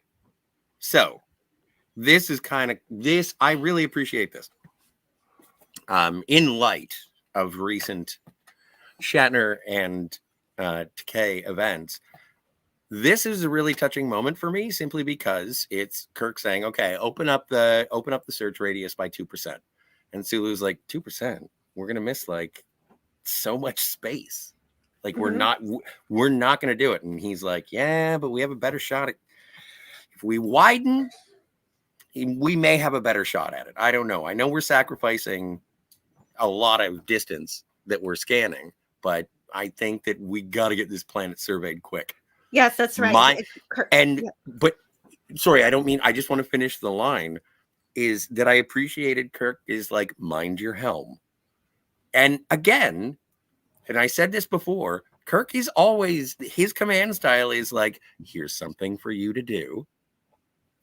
And then move on. And Sulu's all about it. So I liked this interaction between Kirk and Sulu. No matter what happens to them off screen, I enjoy the dynamic between these two characters, and I had never got anything but love. And so they are exceptional actors if they had this much distaste. I know it's early in the series. Well, right, but not only that, though, what I think was fascinating and what makes the show excellent is that they are allowed to question him and wonder and doubt, but then they don't, like in New Trek, they don't actually talk down to their captain and give orders to their captain. So this is done more correctly, right? The whole point of being a captain is listening to your crew. Yes, and Sulu makes a good point. It's difficult to search a wider area so quickly, but Kirk is ready to do anything. Kirk's pretty much saying quantity over quality this time. It's his act of desperation. Oh, Nerdporeal Lifeform is here. Happy belated, sir. Hey, Nerdporeal. Yeah, happy belated birthday. And he also says, Jill, I'm sick and tired of your logic. Which is said by both Boma and McCoy. Different points in the episode. And Krona says, I'm not a life form, I'm a meat popsicle. And Nerd Pro Life Form says, this is one of the few times Kirk is not in the middle of the action. Very TNG of this episode. Yeah.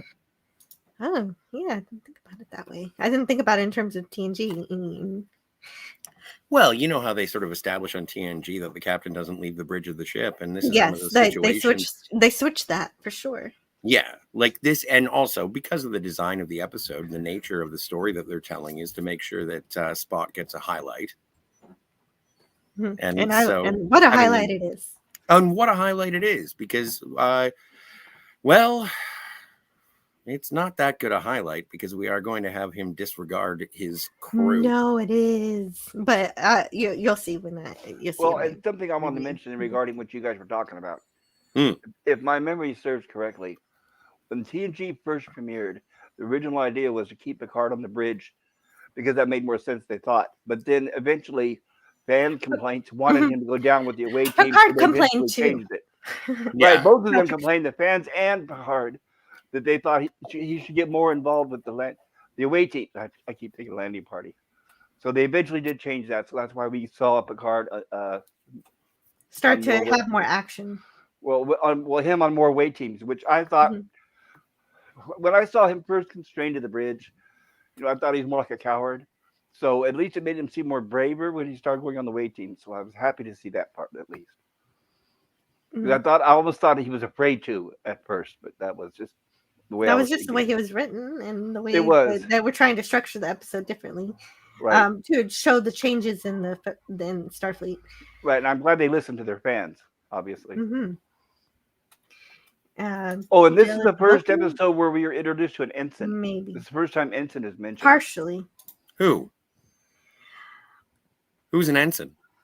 Is that the ensign? Latimer, or is Latimer an ensign? I didn't get a look at his cuffs. The episode marks. Ensign O'Neill is mentioned in this episode. Ensign O'Neill is the guy who beams down to find the Sasquatch, right? Beams down? Lieutenant. I thought so. Oh, it's Lieutenant Latimer. Oh, yes. Sorry. Okay. Thank you, Nerd Portal Life Form. Lieutenant. Everybody's a lieutenant in this episode except for Yeoman Mears. Okay, so there is an ensign somewhere. I knew I heard ensign, and so I mixed it up with the people in the crew. Nerdporio, thank you for finally spelling Gaetano. I spelled it so incorrectly. I pronounced it so incorrectly. So did I. Can't wait till he dies so I can stop having to say his name. No, we still have to say his name even afterwards because Boma cares about him. But Latimer's burial, say a few words. And I wanted to mention that the device under the floorboards of the shuttlecraft that Scotty's working on it. Yes, the panel that Scotty's working on. Right, the device under there is in fact an actual 2-gauge pressure regulator with a handle in the centerpiece for adjusting the output pressure. So it was an actual object under there. Hey, that's neat. I didn't know that. So there was actually something real for him to fiddle with down there. Yes.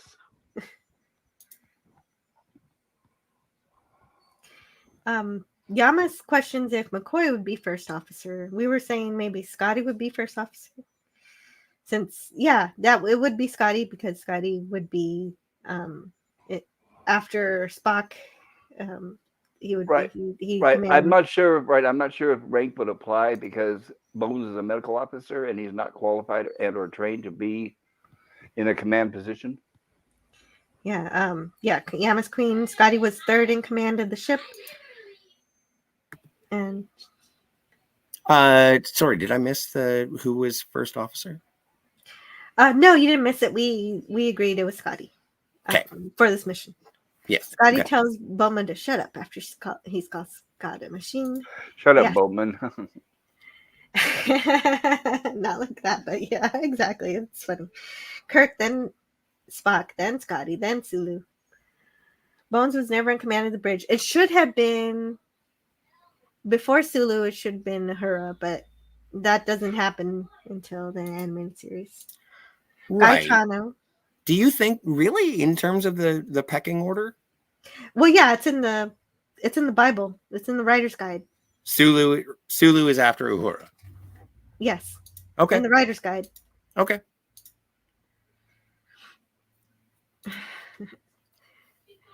Who am I to argue with the captain of the Enterprise? And we still have not established that red shirts are the ones that die. So we got a couple yellow shirts that died in this episode. Statistically, they don't die that often. Not as often as we think, right? Not if you consider the entire population of the ship, right? McCoy and Mears managed to find 150 pounds of stuff to remove from the ship, so now Spock only has to figure out how to leave one person behind, which McCoy still can't believe he's going to do. And just like Empire came back, yes. Yes. Well, he kind of does orchestrate Gaetano to, you stay here. And then he goes back to the ship with Boma. And we get Spock saying, it is more rational to sacrifice one life than 6, Doctor. Which reminds me of a quote we haven't gotten to yet in Star Trek, the needs of the many outweighing the needs of the few. We don't get that yet. But this could be the beginning of that notion. It is, right? Essentially the same logic. Furthering that notion, Spock would rather continue helping Mr. Scott than getting get the shuttle in orbit rather than help Boma bury Latimer. Well, and also I was concerned about this, and I was thinking about Vulcans in command. And I think I understand where Boma is coming from. I want a proper burial for Latimer, but why would you want a Vulcan to speak at a service for the deceased? Because it's his job as captain. It's not like he's going to offer anything. I mean, not captain. Like in terms of well, I think it'll be more like him reading your resume, right? Yeah, exactly. Right. Like he won't say, "Oh, it was a wonderful person that brings tears to our eyes and joy." It won't be one of those. It'll just be, he was a fine officer. He held his post. He had this award and that award and these accomplishments, right? Mm-hmm. And that's it. But Boma just wants the gesture of doing it. And I don't want to bring up Enterprise. I know Enterprise is a prequel, and it was made many, many years after this episode, but it is sort of, when they made Enterprise, there is a little bit of a building on the prejudice against Vulcans.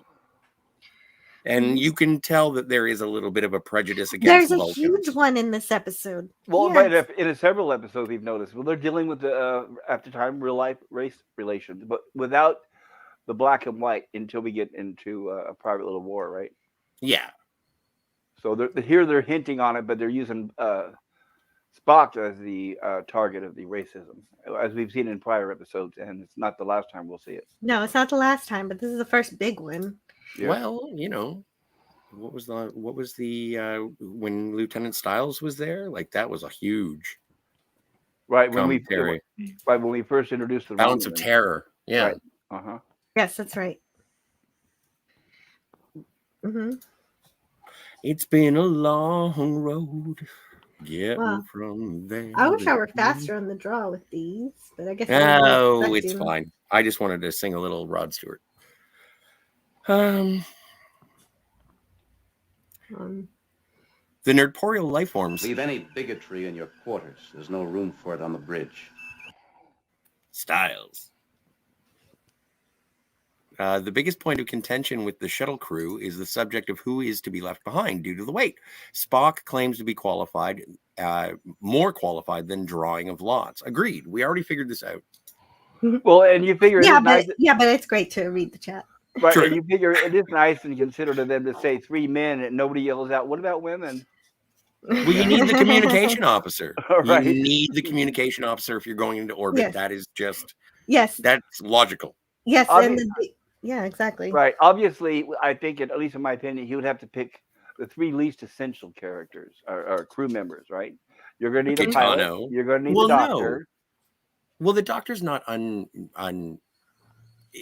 you need the doctor. But I think that the doctor being put in charge of the landing party that would remain, because again, as I said, once we get the attention of the Enterprise, we'll come back for you. It's not like we're sentencing you to death. I know there are Sasquatch. Let's calm down.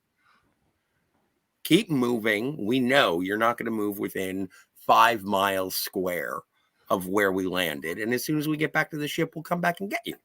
Right. That is one thing I was thinking they could have considered. If they could, somebody could survive long enough on that planet before the next rescue team comes down.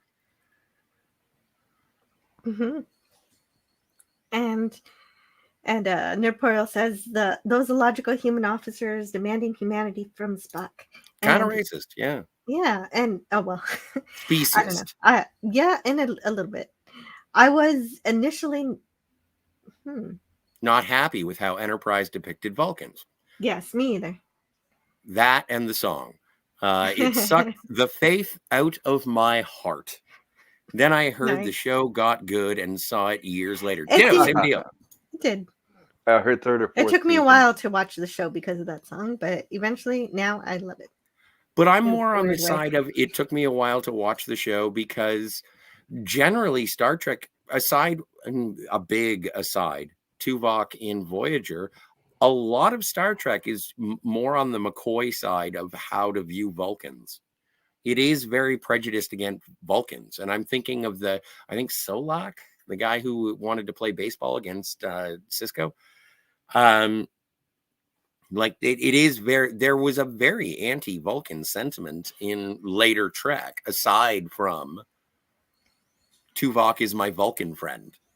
But Snarpooper shows how that was actually instilled very early on in the original series when you see some Vulcan prejudice against non-Vulcans in Amok Time, with T'Pau sounding rather dismissive when she refers to Outworlders. True. And Dalek says, I have not seen much Enterprise, but I do know the Vulcans were portrayed as arrogant jerks throughout the show. But I think that maybe the character is yes.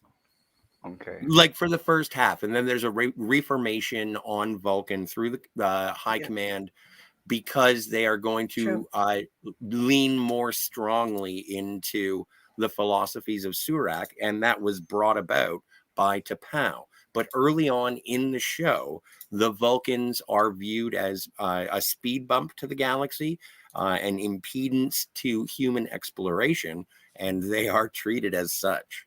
I believe in the first episode, Captain Archer threatens to knock one on their ass. That's the first episode. That might explain some of the racism towards Spock, then. That's his first officer. Well, not yet first officer. It would be, yes. But if in linear time-wise, that would explain the prejudice of the humans against the Vulcans. They apparently, because they had heard the history of the Vulcans hating humans. Well, it's still, and I think it's a prejudice that they're getting over in the 23rd century. And once you get to Next Generation, they've sort of overcome their, I don't want to say xenophobic, but there is a certain level of aliens are aliens and we respect their cultures. Whereas in the Next Generation, it's still humans getting used to the incorporation of alien cultures in their crews. And certainly Spock becoming first officer of the Enterprise helped with that. Absolutely. That divide. Yes. And not only to the achievements of Commander Spock, but also to the recognition of talent and loyalty and duty and responsibility that Kirk had in Spock to make him first officer. Mm-hmm. Like, I don't know. There's something about having a mentor, and Kirk's a good one for Spock, even though it should be quite the reverse. It's nice to see peers who have different skill sets. I think they trade. Getting along. Yeah. Exactly. They complement. Yeah. Nerdport of Lifeform has a question. He says, why do you think they brought Scotty? Anticipating the disaster? Convenience for the rating? I think taking an engineer on a shuttlecraft mission is logical. Yeah, it's like taking a mechanic on a long trip. Yeah, if I was going to take a long trip, I would take a mechanic if I had to. Exactly. And I'm assuming that this is Spock's mission. Like he's in command of it, and he would have selected his crew. So the only logical thing that Spock has done so far is bring Gaetano. Oh, excuse me. Gesundheit. The Nerdpuri Lifeform says, I love Take Me Out to the Holosuite. They rarely used Vulcans in the 24th century, so TNG could be its own thing. I don't recognize anything past 2005 on this show. Oh my god. So, Here we but go I again. agree with you, the Midporeal life form. I agree. Chronos says, to be fair, well, I want to keep it pure here. To be fair, Cisco was looking for a fight. Take your Vulcan cynicism and bury it, says Captain Yeah. Archer. Absolutely. Mm-hmm. Is it like a nicer way of saying shove it? Mm-hmm. Yeah, that's exactly what he said. Oh no, Jess. Ponfar is a deeply personal thing for Vulcans. So to Pow's question to Spock in Amok Time has a bit of logic in it. Yeah. Oh, yeah, that's a fair point. I do I can't get into Ponfar right now. No, and I don't mean that literally. No, he means he knows everything about Ponfar. He's a Ponfar. I'm kind of a Ponfar expert. He is, but we'll get there eventually. Oh, yeah, me neither. Me probably also maybe yes. I don't know. I've been looking for somebody to talk about it with. Maybe what if I want to torture myself. Go. What are you talking about? Let's talk later, Emporio. That might be fun. I may or may not be covering a season 3 of a certain show featuring a thing that's. Is this an Orville thing? Are you talking about Orville? No. What are you talking about? You're making me say it. Yeah. Season 3 of Patrick Stewart. Oh well, I'm gonna watch it. Yeah, I know. Snorta Poopa says, I think a lot of fans in the old days based their concept of Vulcans on Spock, but Spock was a half Vulcan trying to live up to the Vulcan ideal. Yeah. Mm-hmm.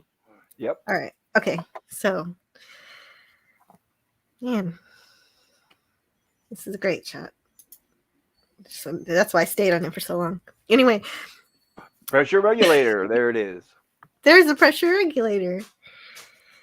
So Spock isn't moved by Boma. So Boma leaves. Wait a second. Do shuttlecraft, do they fly on propane? And propane accessories. Yes. No, I don't think so, because you don't get propane from a phaser. True. That's true. I apologize. I'm just Maybe making plasma? fun of the dials. Right. But then the worst happens. All the fuel is lost. But Spock is not deterred, asking Scotty to consider the alternatives. And Scotty says, we have no fuel. What alternatives? And Spock responds, Mr. Scott, there are always alternatives. Well, and I appreciate that because that is a callback. There are 2 callbacks in this episode that I don't know if I'm imagining them, but I do think that they were inspiration for Star Trek 2. As like Kirk says to Saavik in Star Trek 2, as your mentor Captain Spock likes to say, there are always possibilities. And I think that that's a neat callback to this. Yeah. Also, there is a musical cue that sounds like the Sasquatch are attacking the ship or the shuttle. And there is a piece of music that starts like the opening strains to Khan's first attack in Star Trek 2.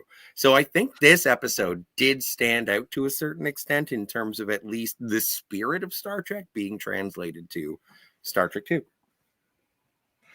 Yes, I love to see things like that too, where the original series influences the movies, and that's always the best parts in the movies.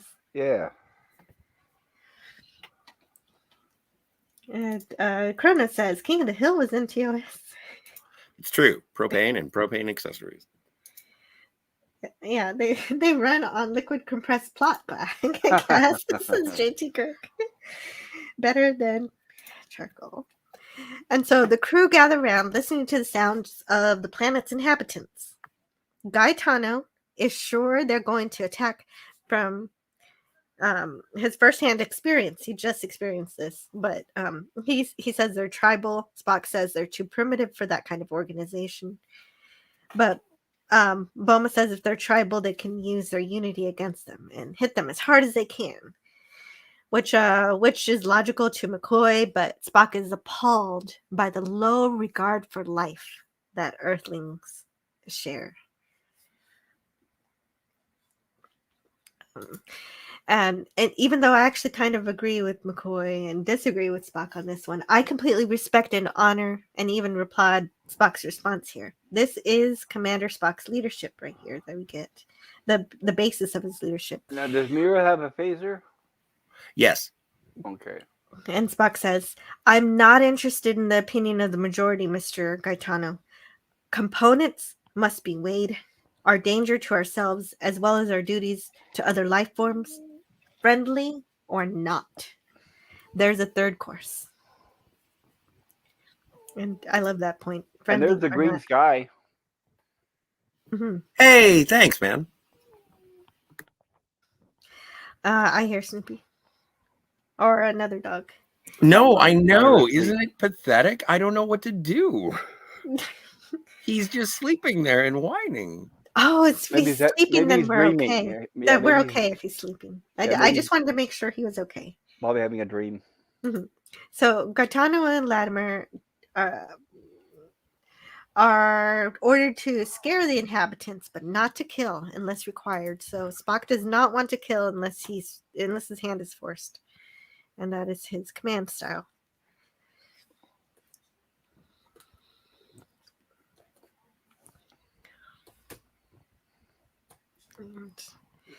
So this is the tactical move with a pacifist in charge. Let's go shoot at things. See, and But as soon not as the at giant, things. as soon as the giants appear, so does the smoke or the fog. Exactly. Oh no, that's a good point. That's true. We cannot see the giant's face, but we got to see him thanks to Claude Parrish. Thank you, Claude Yes. Parrish, for showing Thanks, us Claude.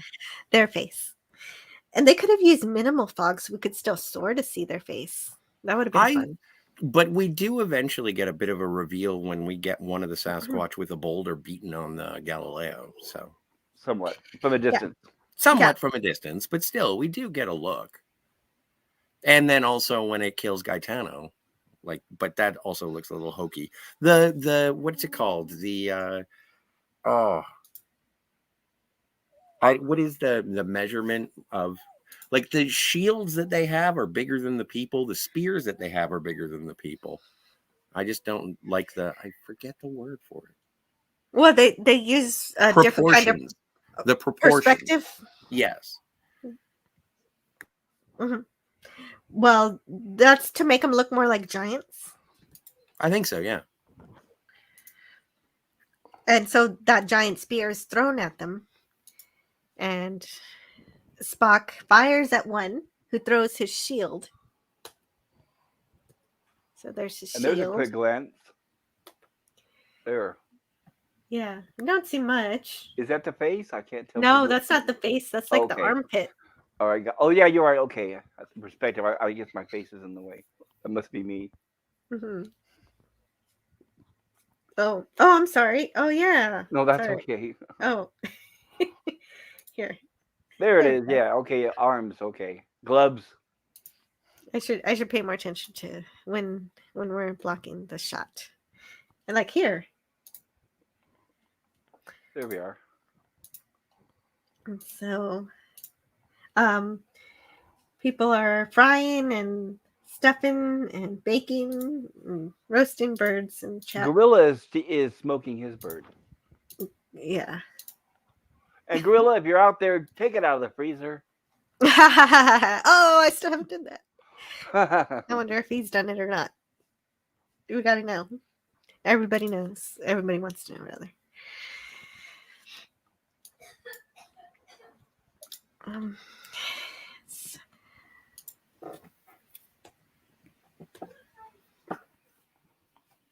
Okay, so Spock thinks it's the right thing to do to instill fear. Spock says, 10 and 2. yeah. And I do admire Spock's respect for life here, even if I think he's wrong. I think maybe they should be attacking them.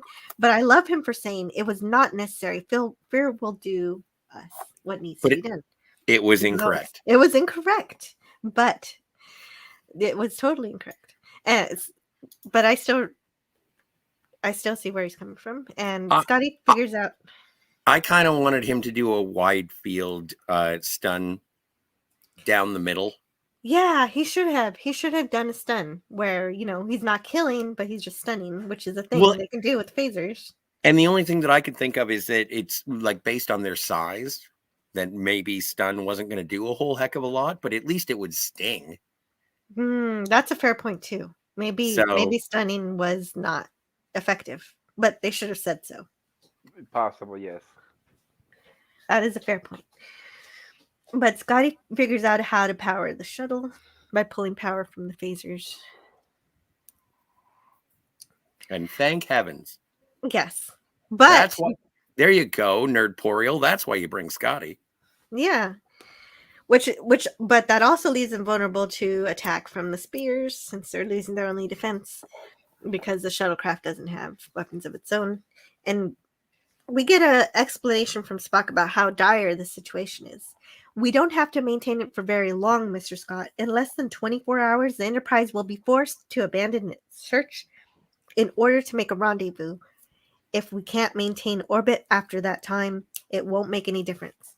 If we burn up in a decaying orbit or die here on the planet's surface, we shall surely die. Doctor, your phaser. Go to work, Mr. Scott. And yeah. And this is one of the scenes here where James Doohan had to struggle to hide that missing finger. So they show him with gloves, and you can see where the middle finger is obviously just limp. Okay, I didn't even notice. Gorilla, you can't be doing that. Right. No, Don't I'm throwing throw a frozen one. Right. in deep fat fryer. You are not doing that. Yeah, like horseshoes. You should watch the William Shatner video. It Don't tells you do that. not. Yeah, don't do that. Nobody do this. Right. Nobody do that.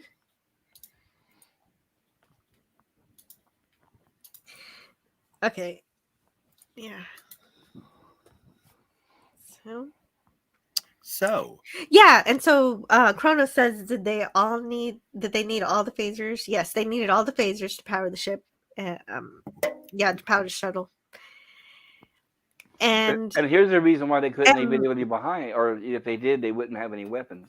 Mayor actually asks the same question Kronos said, which is why I said his question here. you know what? I still think that if you kept moving, you would be able to evade.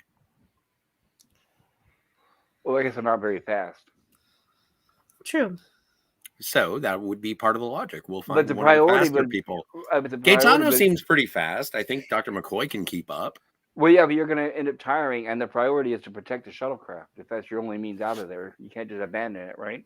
But isn't that the job of the people who are left behind, is to help protect the shuttlecraft so that the shuttlecraft gets back to the ship so that the ship comes back to rescue you?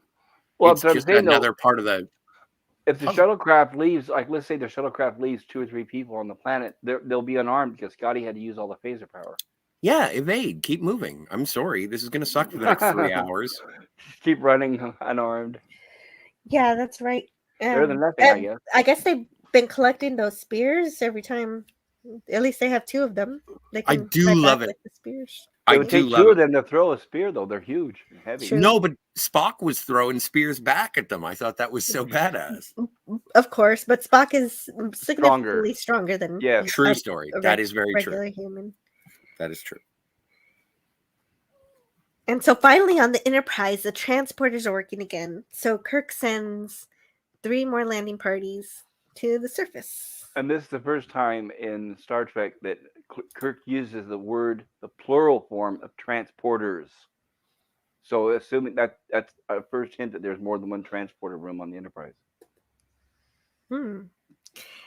Neat. Back on the planet, Gaetano is all but panicking. Well, he's panicking, and then someone throws a rock that knocks the phaser Right. out of his hand. Yep. Excellent. Whoever threw those, it was definitely a good shot. They did. It looked like it hurt, and a spear is thrown, and he tries to climb, but he And here we doesn't go. make it. Big hugs. And big hugs from Sasquatch. There it is. There it is. Of course, they can't show a lot of detail, but the Sasquatch, when it lowers its arms, it does it very slowly, like it's being very gentle as it crushes him to death. But that's, yeah. One of the says, send more red shirts. Why didn't they just spear the Yeti squash bears using their own weapons? Very good. Oh, and Corporeal Lifeform says, gotta go. See you later. Will Spock press the fuel jettison? Will Spock embraces humanity? Find out. Take care, Nerdporial. Yeah, have a great day, Corporeal. I think this is the best shot of the Giants we get in this episode. It is. Besides the great ones that Claude shared earlier.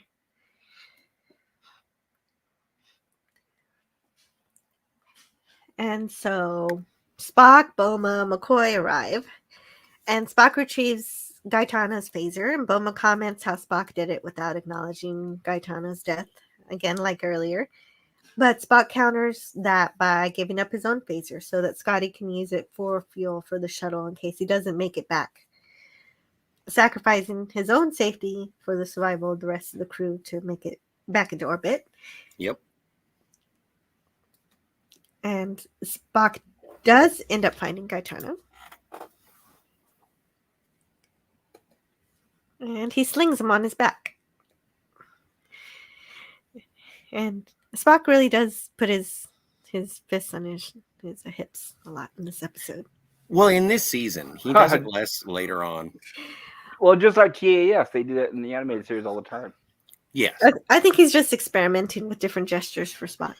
Also, pop culture, I thought that there was a moment that you would have appreciated. There is a point where a spear is thrown, and it obviously chips the styrofoam mountain. I saw that. And also when he was trying to climb, you could see where his shoes were kind of scratching the paint off of it. Oh, I didn't notice. I was paying attention to his hands. But I'm very forgiving because I love the design. It must take a lot of time the way they design these rocks, so it's great. Had I noticed that, I would have taken better screenshots of that. But I also was thinking about it, and when it does sort of glance off of the styrofoam mountain, it hits Gaetano, and I was like, okay, yep. But he's fine. Well, he's already dead, so right. It's okay. Okay. Yeah, my screen just says, "Nice fireman's carry, Mr. Spock." You know what? I don't think I've ever fireman carried anybody, but that is a good one. But we don't have to worry about that today. Fireman? No, my alarm, my phone alarm. Yeah, that is a good one. I've never carried somebody like that either. Okay. Well, you're not going to carry him like a woman over the threshold, right? Agreed. Oh, so, totally. You could, though. And also, and I guess if he is representing a stronger than human character, he should be confident in stride, and he does. Well, this makes sense, boy. Right? Well, this makes sense. If you're going to carry a lot of weight, you want to put the weight on your back and legs, not your arms. You won't be able to hold them very long. Agreed. No, but I just think I was impressed, I have to say. Oh, this is where they were supposed to be scared. I don't understand. Yeah. I've done everything logically, absolutely everything in the proper way. And McCoy and Mears are just like, for the love of Pete, can you stop analyzing and start doing? Here, read the private chat for me, Scotty. I will read the private chat for you. McCoy says, Mr. Spock, respect is a rational process. Did it ever occur to you that they might react emotionally with anger? Spock said no. Yeah, and Spock miscalculated how the beings would react using emotion rather than reasoning. But Spock still isn't recognizing it yet at this exact moment. I love it, though. They show that he's not perfect. That's right. He still ascribes reason to the beings, saying that they are only observing the crew and the shuttle. But as he says that, the shuttle is shaken as it is hit by rocks. And is this the first time or the second time or the third time that Boma says, I'm sick and tired of your logic? This is the first time he says it in so many words, but he's hinted at it the entire episode. Well, yeah.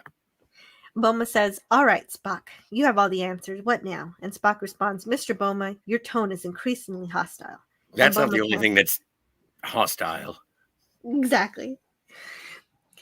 And that's when Spock finally has to realize it, and he finally does.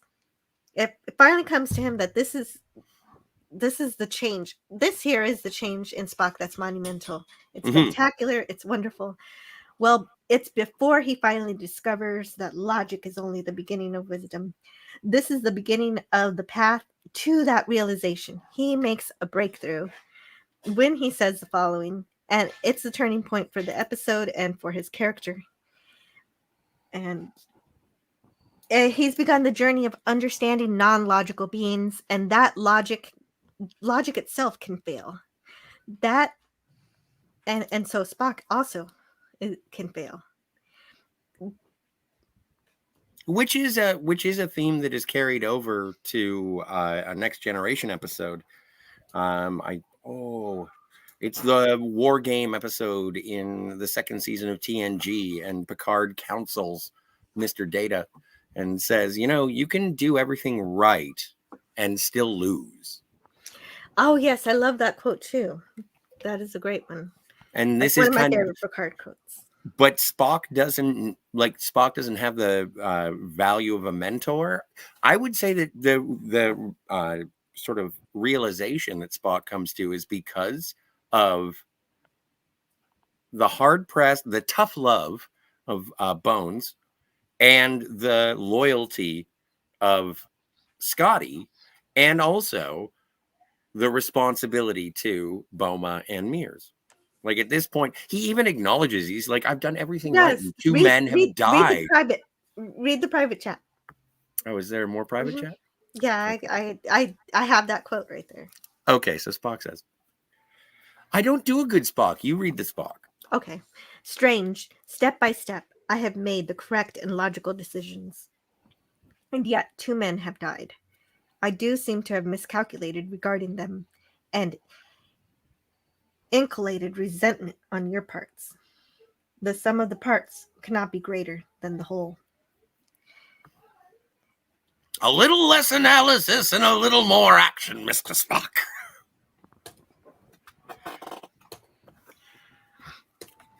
And so then we get a captain's log, stardate 2823.1. Our landing parties are on the surface of Taurus 2. We continue to hope. Instruments are slowly returning to an operable condition as the ion storm slowly disperses. On the ship, we can only wait helplessly. Hey, I love the shipboard chronometer that is from the new version and not the old version. Right. And we do get an example of the old version in this episode. Do we? There's a scene where the camera pans across the console where Sulu is sitting, and you can see the white one, the old white one. Oh, that's cool. I missed it. I'll have to go back and check. So basically, in fact, thank you for stopping on this scene, Jill. So what they did basically is, and this is really good effects, is when they show the chronometer, that was from the new remastered effects. The camera pans up, and it actually blends into the old footage of the bridge. So it's a very seamless effect. It looked pretty good. I think so too. I agree. That's why I tried to get a shot of this, but it was kind of difficult to slow down on it. I guess I could have slowed down the video, but they pan past it pretty quick. Right, they do. It pans up, right, from the chronometer on up.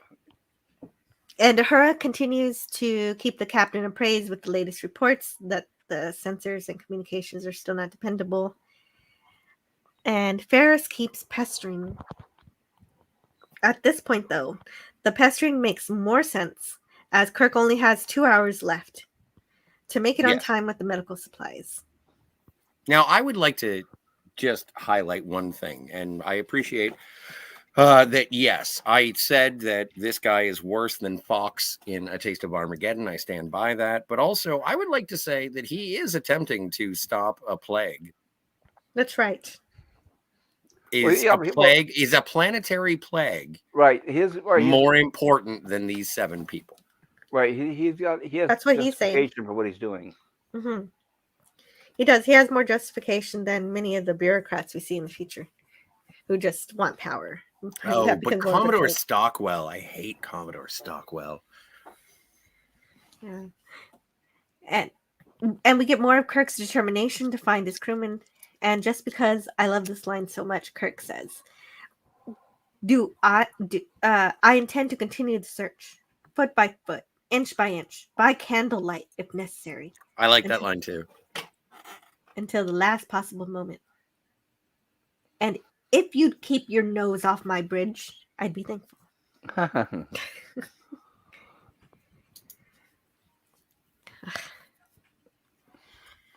So imagine, these two actors saying these lines to each other and getting along just wonderfully. I guess that wasn't possible. I don't know. Yeah, the fact there was actual real tension between the two.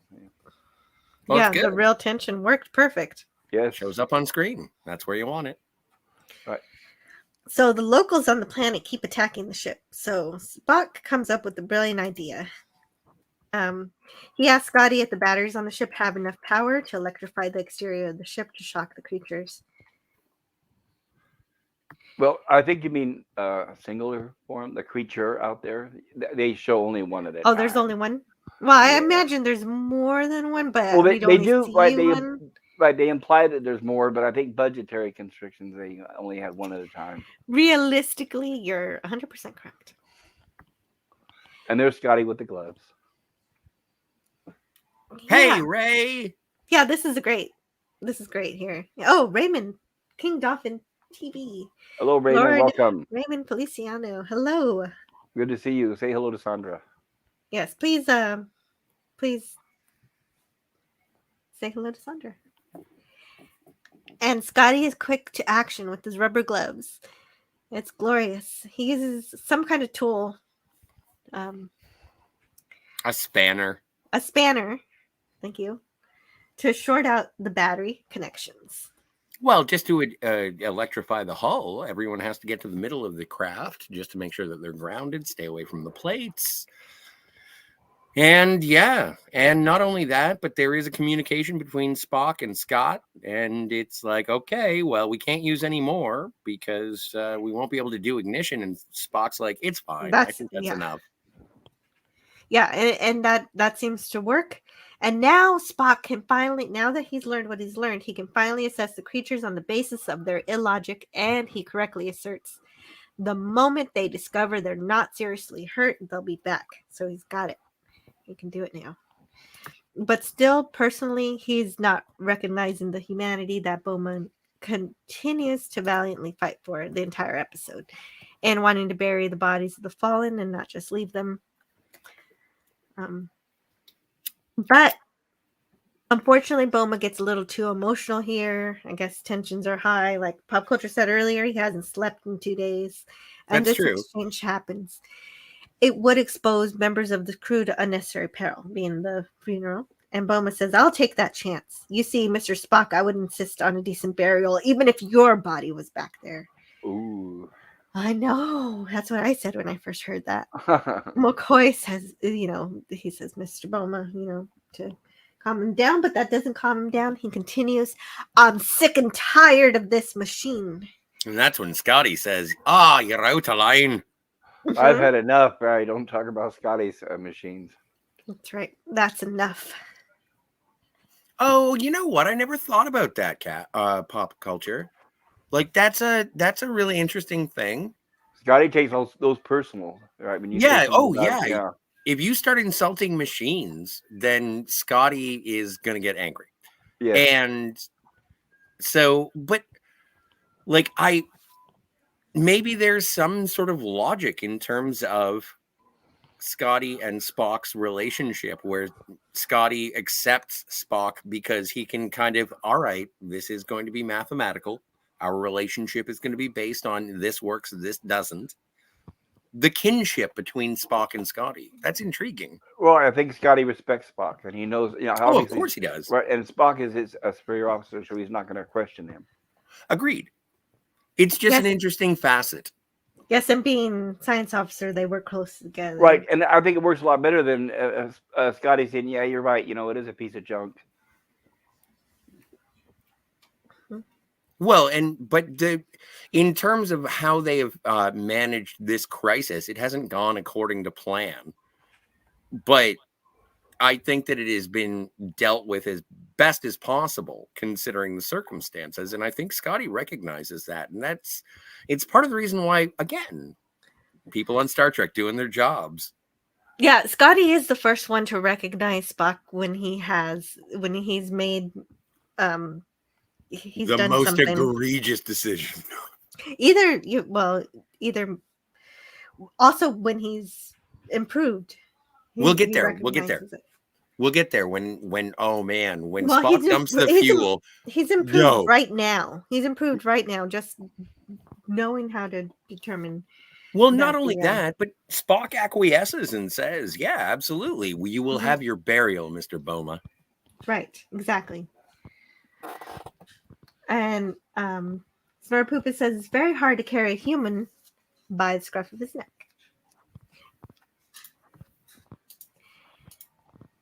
And so I'm just catching up on the chat here. Herc130 is back. He's been in and out. Hello, Herc130. I Hey, hope Oiler everything Greg, is good to well see with you. you. I don't know when we're going to talk about Amok Time. Yeah. Do you know? The beginning of season 2 is in the broadcast order, but I don't know if that's production order. I just don't know when we're going to be talking about it, because that's when we'll be able to talk about Ponfarf. That'll be next year sometime. Right, and All right, sounds good. And we'll try to explain one of the best action scenes with slides. Right, without being able to play that music, which is so sad. Kronos, wow, Scotty is a red shirt and survived. Yes, this is the best part. 2 reasons. First things first, Scotty is a red shirt that does not die.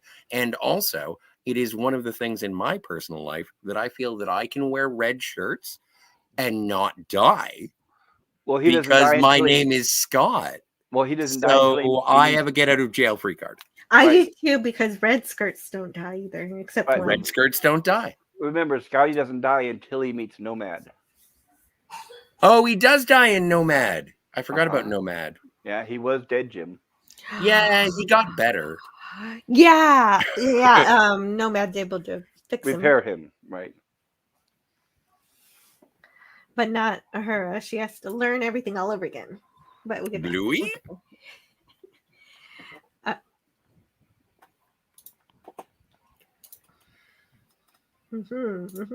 Hello to Raymond again. King Hey, Dolphin Ray. TV. Everybody subscribe. Let's see if I have it under King or Dolphin. I don't remember. Probably Dolphin. Makes more sense for Dolphin. No, I had it under King. Really? My Really? mistake. It's easier to type. You're a better communication officer than I am. Yeah. Well, that's, yeah.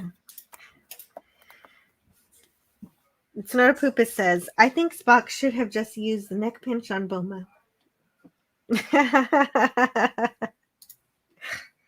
He kind of would have undermined his command. Yeah, right. It would. But it's just, no, Snorpoopus is just being funny. Right, and then Spock could have said, and the next one of you that opens your mouth, same thing. Yeah. I would like to remind you that I am both physically and mentally superior to you. If you'd like to question me again, I will punch you in the face. Right. You see these fingers? Deadly weapons. That's how he could have behaved, and he didn't. And so that is a commendable thing for Spock, too. He very could have easily overpowered the crew and made them bow to his every woman, but he doesn't. He expects them to behave like respectable Starfleet officers. Totally. Well, correct. because anybody else after 2 days of being on the planet, they'd be going crazy, and they probably would have left the shuttle by now, and all were running in different directions. Yeah. It's all the Scotch. Scotty is permanently embalmed and zap proof. That's what I understand. Yes. Don't take that as saints. Don't take me into walking death grave. Please consult your doctor. But keep being funny, Snorpoopus. You're great.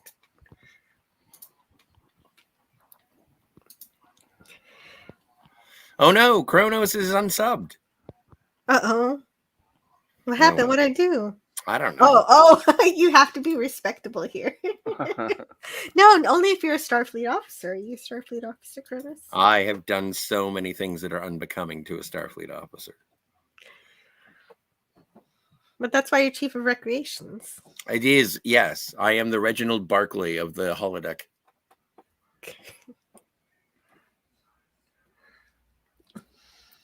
Meanwhile, Jim is arguing with Ferris. Right, you can see he's getting a little frayed nerves there. Yeah, and it looks like the landing parties are being attacked. And the landing party has a casualty and 2 who are hurt. They tell Kirk about the creatures. They say, "We were attacked, Captain. Huge, furry creatures. I checked with astroanthropology. They're order 480G. Anthropoid. Similar to life forms discovered on Hansen's planet, but much larger. 10, 12 feet in height. Ensign Neil got a spear through the body before we even knew they were around. Lieutenant Imamura has a dislocated shoulder and severe lacerations, but he'll make it all right. Captain, the creatures are all over the place.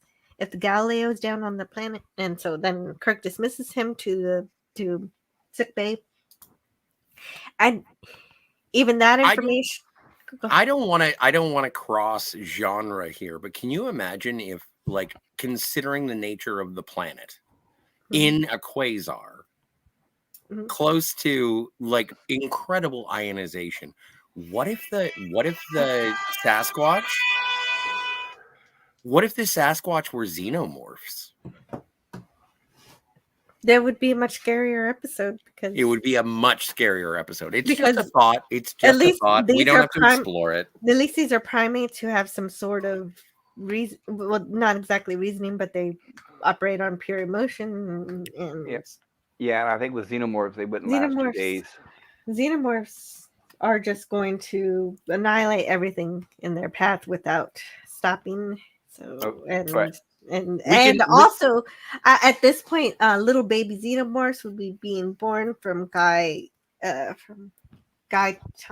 and Gaetano. Right. Latimer. Yep. Right, the deaths would become more quickly. Anyway, like I said, I didn't mean to cross genres. Why did you? I was curious. And I was enjoying it. No, I just thought it would have been a much scarier episode, but I appreciate the Sasquatch.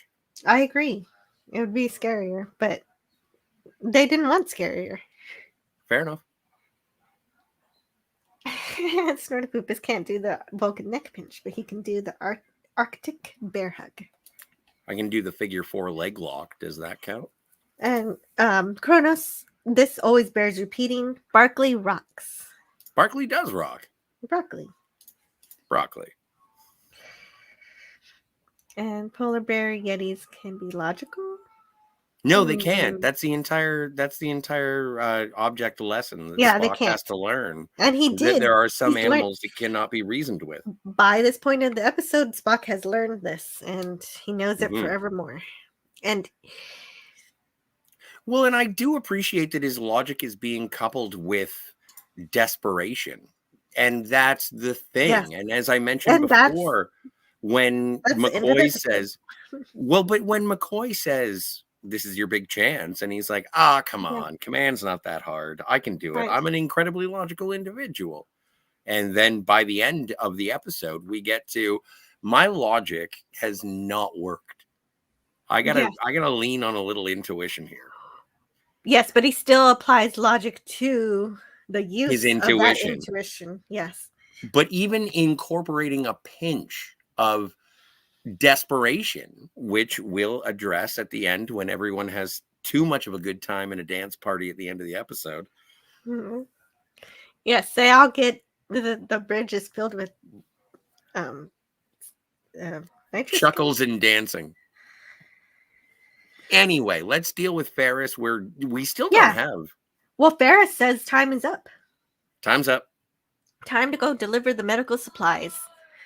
So Kirk orders the landing parties back aboard and begins the process to abandon the search and to appease the commissioner. And Columbus, the shuttlecraft is only 23 minutes away. Mm-hmm. And now they're saying here that the shuttle will be able to lift off in 10 minutes, giving Boma just that time to bury Gaetano. Why that's enough time for a funeral, I don't know. But did you see their graves? Yeah, that's true. They didn't bury very deep. They did sort of a Star Trek Generations thing. They just piled dirt. Mm-hmm. Yeah. But that satisfies Boma enough. At least Well, I think it does. I think but of course later they come back later and they come get their Starfleet officers and I would assume that they come back to. Well, no, they leave. They leave. They leave and they never come back. They maybe come back. I don't know. I don't know. That's where they died. Yeah.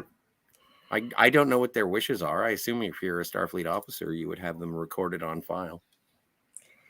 But they're chased back to the shuttle by some spears. Oh, that happens already? And in the scene before this, we see that the 23 minutes is up. And the Columbus arrives in the shuttle bay, but of course Kirk wants to give Spock as much time as he can. So he begins towards Marcus 3, but at space normal speed, which they don't say what speed that is. I think what it was, I think Kirk was using Kirk and Sulu knew what he was talking about, but that the other guy did not. I think that was like a hint to say, I think maybe impulse power. I do. Yeah. Impulse. Yes, that was my guess too. Impulse is the speed of light, right? Quarter speed. Well, they have quarter impulse power, full impulse power. Right. But I would say that space normal speed would be the speed of light. I think full impulse power is speed of light, possibly, if I had that right. Which would be like if you're leaving a planet, like if you're leaving a quasar under impulse, like what are you doing? This is going to be so slow. And it's like, well, I'm following my orders. I got it covered. Well, I'm following my orders. Just ride the brake while you're at it. Yeah, and it's so exactly. funny. Ferris was around to hound Kirk the entire time, but now that Kirk is going at a snail's speed away from the planet, he's not there anymore. But that's convenient. Yes.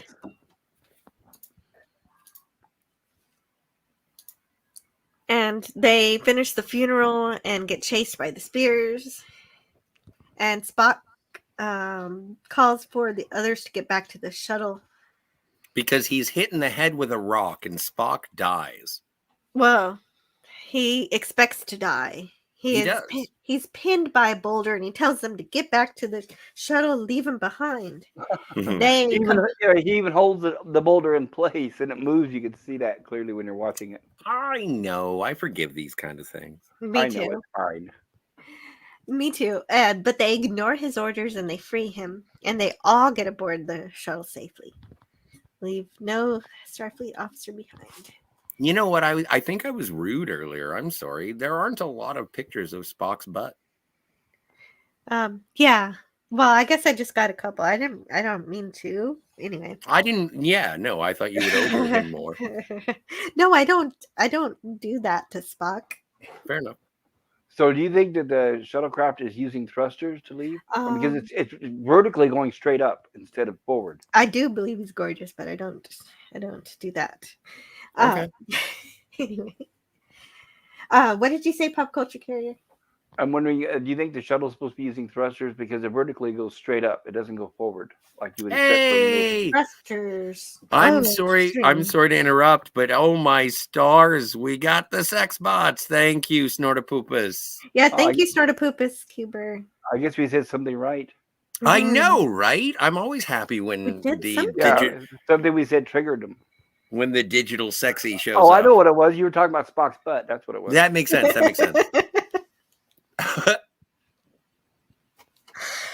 Which is a thing I just never thought of in my entire life until I met you, Scotty. What, Spock's butt? Yes. Okay. So the creatures, they try to keep the shuttle down somehow. To point to your question about the thrusters, they don't say thrusters. They say boosters. Right. Boosters. They use boosters to free themselves. And Scotty agrees with this. He lets it happen. He lets Spock take over and do that. And it works. Well, the logical thing would have been to say, hey, Boma, get off. And the nature of the chairs, I love how Yeoman just ends up on the ground. That's what I would do on those chairs. I kind of want to slide out of them. Well, tighten the knobs. I didn't Right in the knobs. Phrasing? Are we not doing phrasing anymore? There is a part early in the episode where Yeoman does a little bit of a Sharon Stone. What's that? That's from Basic Instinct. She does do that. What does that mean? It means her legs there are is not an together. I'll put it that way. there is an inappropriate leg crossing. I think I saw that. I thought it looked fine. I thought it looked fine too, but I was also like, oh, you know what? Now that you mention it, those skirts are short. Yeah, they are. And Raymond says thank you for posting the link. I'll post more when we're winding down the stream. And Cronus can't wait till I get to the space hippies. That's going to be a while. It's going to be a while. Yay, brother.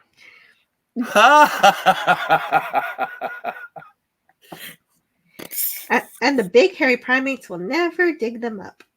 Oh, Well, not at no, all, but come on. They're totally going to eat them. I know. I was going to Yeah. say it's a good thing they did not identify them as cannibals. That might be a little dark for a '60s show. Right. But that's the truth. That's the same thing that we suspect happens with Picard when he's left on that planet Kirk, rather. When Picard left Captain Kirk under the rocks in Generations. Was there? Oh, yeah. There was a pre-industrial... Anyway. They said in a tech manual that full impulse power is a quarter speed of light, and that's in the tech manual. That's good enough for me. Sounds good. Yeah, I'm good with that. Boulders and spheres versus phasers. And then, shut up, Spock, we're rescuing you. Yeah, That's wrong exactly what they did. episode. We'll deal with the immunity syndrome when we get there. And Cronus. Okay. And Snortopoopa says, I want so much to see hot pictures of the bot sister, but duty called. Thank you. Thank you, Snortopoopa, for helping us out there. And you can hear about it all next week on our new podcast, Scott Interviews Sex Bots. Gap After Dark says, how come every time I drop into the show, it's never about Star Trek, it's about crossing legs inappropriately? That's because I'm here, and I am a bad influence. It's called manspreading. It is called manspreading, yes. So Yeoman was a pioneer. It's Vulcan spreading. And so the Galileo is finally in orbit of the green planet, and Spock says, gentlemen, by coming after me, you may have destroyed what slim chance you had for survival. The logical thing for you to have done was to leave me behind. And McCoy says, read what Dr. McCoy says, Scotty. I got it. Hang on 2 seconds. McCoy says, Mr. Spock, remind me to tell you that I am sick and tired of your logic. Are you going to give me the quote at the end? I'll give you whatever quotes I have. Well, no. When McCoy is like, well, at least I live. Well, I'm just going to say it now. Well, at least I've lived long enough to hear that. Oh, no, I didn't have that one. So thank you for saying it now. When Spock says, you know what? I may have been mistaken. I think I have the entirety of the end of this episode and a speech form. So McCoy's echoing the exact sentiment that Boma made earlier here with that statement. And Scott reports how much fuel they have, that they will only be in orbit for 45 minutes before it begins to decay. Until, without a preamble, command decision, I would assume. Command decision. Mr. Spock flicks the fuel jettison button. I remember buying those switches at Radio Shack. Yeah, and Scotty is shocked. They're so satisfying. Yes. I want to flick a switch. Okay. And we see a glorious flame streaking out from the nacelles of the shuttlecraft, wasting so much fuel that now the shuttlecraft will begin to decay its orbit in only 6 minutes. I know. This is also an interesting effect. And again, in the 1960s, what they were trying to do, it represents the attempt, like everything goes according to the plot, the story, the representation, the visualization in the original series. When you are watching this in the remastered editions, I am not being derogatory whatsoever, but to see how they did it in the original broadcast, fascinating. It Like is. It was very cutting edge at the time. Yeah. You're right. It is a very well put together episode, which is probably why I love it so much, because Like this is a show. This is a showcase of special effects. Yep. As Just far like- as 1960s Star Trek is concerned. Just like the Doomsday Machine. Yeah. Well, that's 67, but this is one of the wow factors that I think drew in a lot of, and this is why a lot of people enjoy this episode, not only for the highlighting of Commander Spock, but also for the special effects, people doing their jobs. This is a really good episode. Yes, this is Spock doing his job, and it looks good. And Kirk sees it. And he sees the jettison of the fuel and this And I glorious flame. I like the analysis as well, where it's like, is it a meteorite? Like, he's not anticipatory of it. He's not enthusiastic about it. And he's like, could that be them? And Sulu is like, I would guess. Like, it is very much a collaborative assessment of the situation, as opposed to an impulse that Kirk follows. Yes, correct. He does assess it before determining that it's from not a natural source. Right. And Starship captains have to be scientists, even in the 23rd century. Absolutely, and Kirk absolutely is. He is. Yeah. Definitely. I love James. He's a scientist, a philosopher, and a brawler and a romanticer. Romanticer? romancer. Moving on. That's it. Romanticist? A neuromancer? Moving on. Let's go. Let's just keep going. Not that last one. Mr. Scott is the first. Wait a minute. What happened here? I pressed a button. I pressed a button. I didn't do it on purpose. Okay. Mr. Scott is the first to recognize the brilliance of this decision when he says, "A distress signal. It's like sending up a flare, Mr. Spock. That was a good gamble. Perhaps it was worth it." And then McCoy is the second to commend Spock's choice, saying, "It may be the last action you ever take, Mr. Spock, but it was all human." And it worked for the castaways on Gilligan's Island. They got up in that old plane just long enough to be seen on radar.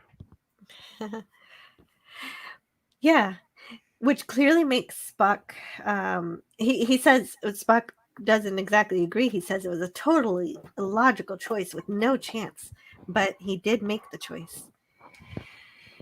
And it was a great one. And the shuttle's about to burn up in the atmosphere. When we get to see that with this special effects Scotty was talking about. And with more fog and smoke, everyone's sweating, except for Spock, of course, because Spock does not sweat as much as humans. And just in time. And just in time, Uhura reports that the transporters are locked, the smoke in the shuttle is building, the crew is transported out and saved. And basically everything else that is said here at the end is a wonderful examination of Spock and how he changed during the course of this episode. Kirk says, "There's really something I don't understand about all of this. Maybe you can explain it to me. Logically, of course. When you jettisoned the fuel and ignited it, you knew there was virtually no chance of it being seen, yet you did it anyhow. That would seem to me to be an act of desperation." And Spock agrees, and Kirk says, "Now we all know, and I'm sure the doctor will agree with me, that desperation is a highly emotional state of mind. How does your well-known logic explain that?" And Spock says, "Quite simply, Captain. I examined the problem from all angles, and it was plainly hopeless. Logic informed me that under the circumstances, the only possible action would have been to be one of desperation. Logical decision, logically arrived at. And Kirk says, I see. You mean you reasoned that it was time for an emotional outburst. Well, Spock says, well, I wouldn't have put it exactly in those terms, Captain, but those are essentially the facts. Right. And hail, Gap After Dark. Good to see you there. Hey, Gap. And Kirk says, you're not going to admit that for the first time in your life, you committed a purely emotional act. And Spock says, no, sir. Well, Mr. Spock, you are a stubborn man.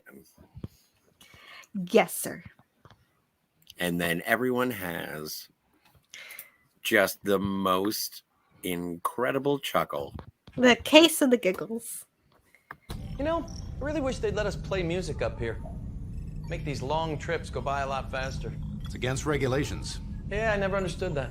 They just don't want us having a dance party when a proximity alert goes off. See, that's a dumb reason. Because we'd already be on our feet, ready for action. Thank you, Gordon. You think there would be I didn't realize. How long was I muted?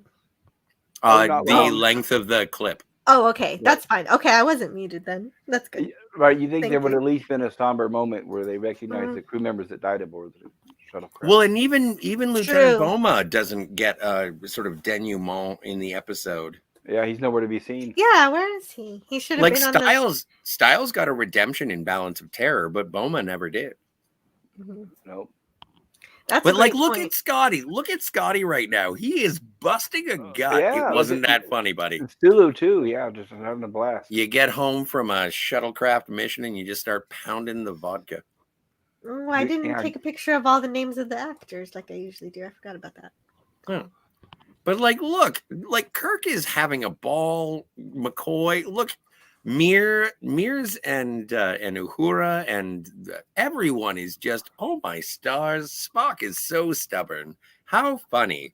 Anyway, It's almost like the director said, Gaetano and Buzz Lightyear are dead. I think it's almost like the director said, okay, everybody, this has been usually a more of a dark episode. Let's go out on a light note. Let's have everybody laughing. Well, it does highlight Spock's growth. It does. Oh, yeah, absolutely, yes. But since I didn't have a screenshot of it, I want to say that Boma was played by Don Marshall. Mm-hmm. And Check him let's out see, who on else was Land of here? the Giants. Kirkton Fees. Commissioner Ferris was played by John Crawford. Yep. And Gaetano was played by Peter Marco. And Yamin Kirkpatrick. Mears was played... Mears was played by, what's her name? Dorothy something? Phyllis Douglas. Phyllis Douglas. That makes sense.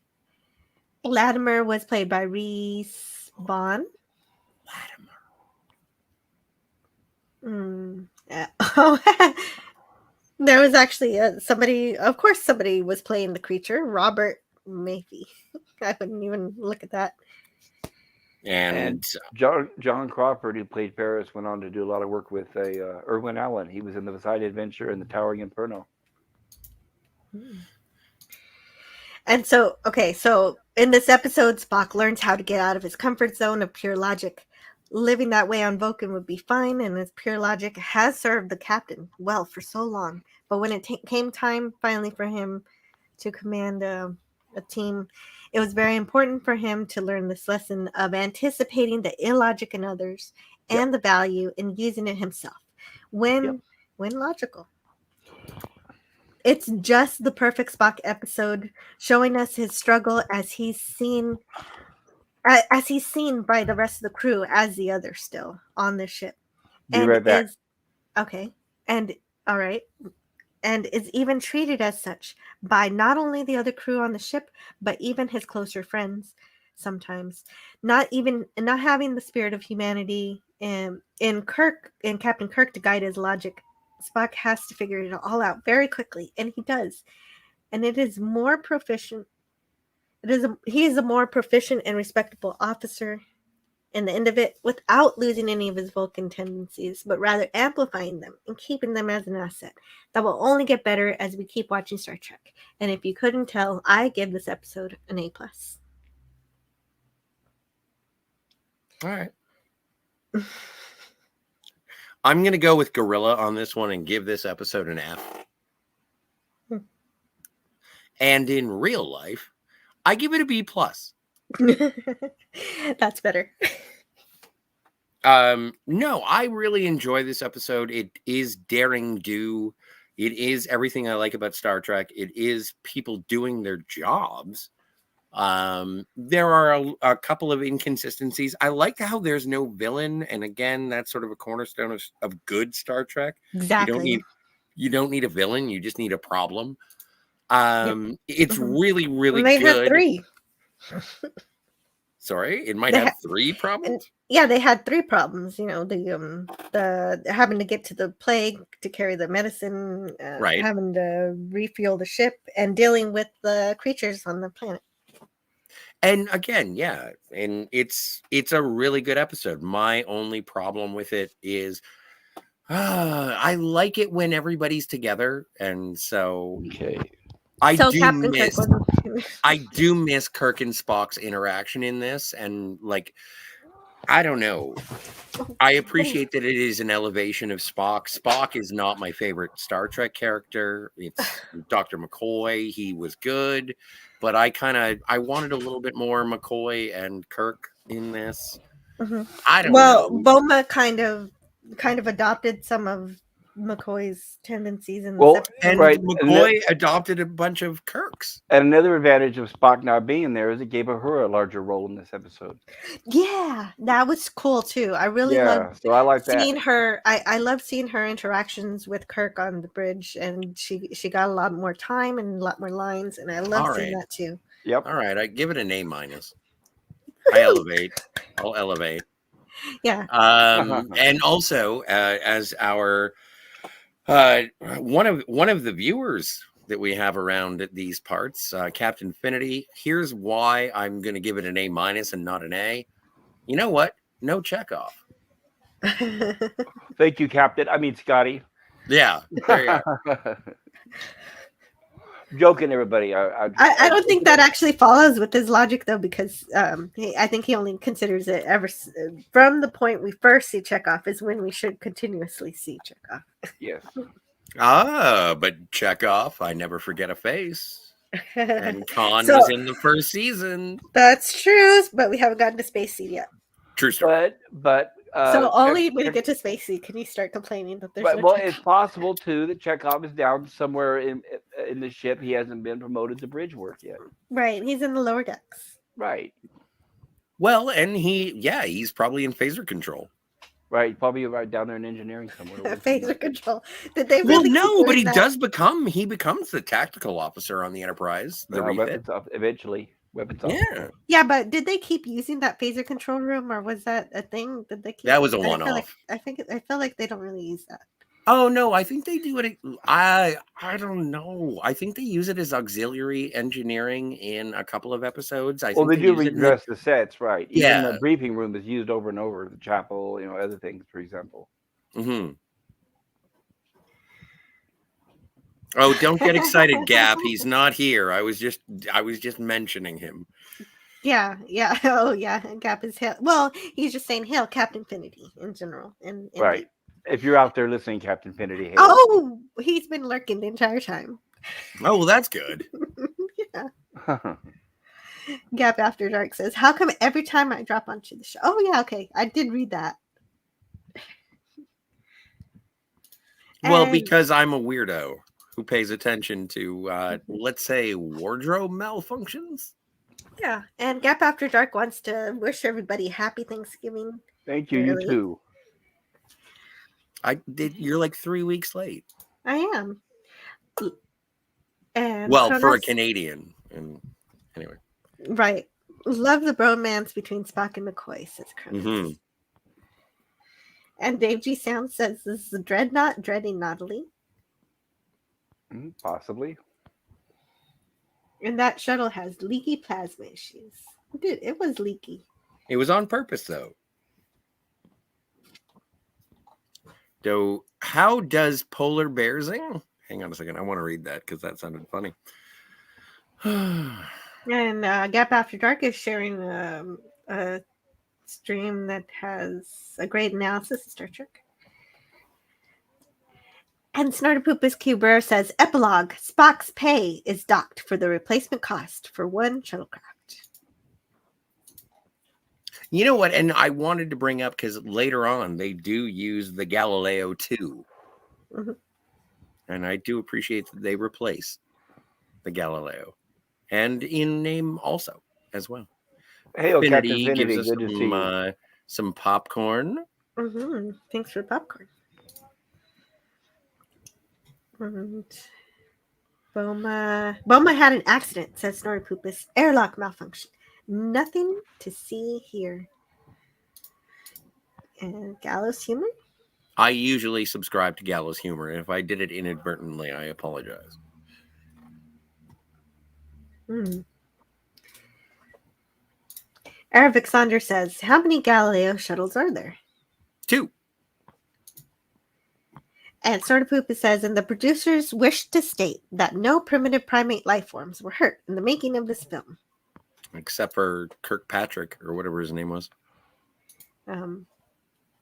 Whatever his name was. No. Robert. Oh. Not Gaetano, the other guy. What was his name? Gaetano Latimer? Latimer. Latimer was he was a 7-foot monkey. Cronus says, I would like an episode to go back and quantum torpedo the apes. Oh my goodness. That's not, you can't. Yeah, do that's that. not right. That's not right. That's not very respectful of life, Cronus. But I don't think it is. Exactly. All right, for the uninitiated, what's the difference between a quantum torpedo and a photon? Oh, dude. Oh, my stars. The quantum torpedoes were introduced in Star Trek First Contact. So it's a next generation thing. I don't have enough information off the top of my head, but I do understand. Well, I think they're more powerful. They are, but they do something different as opposed to being an antimatter matter projectile, which is what the photon torpedoes are. Correct. But the quantum torpedoes, I don't know what they do specifically. I can't answer. It says here that it draws in particles from alternate dimensions, and the resulting influx of particles creates a huge amount of extra energy.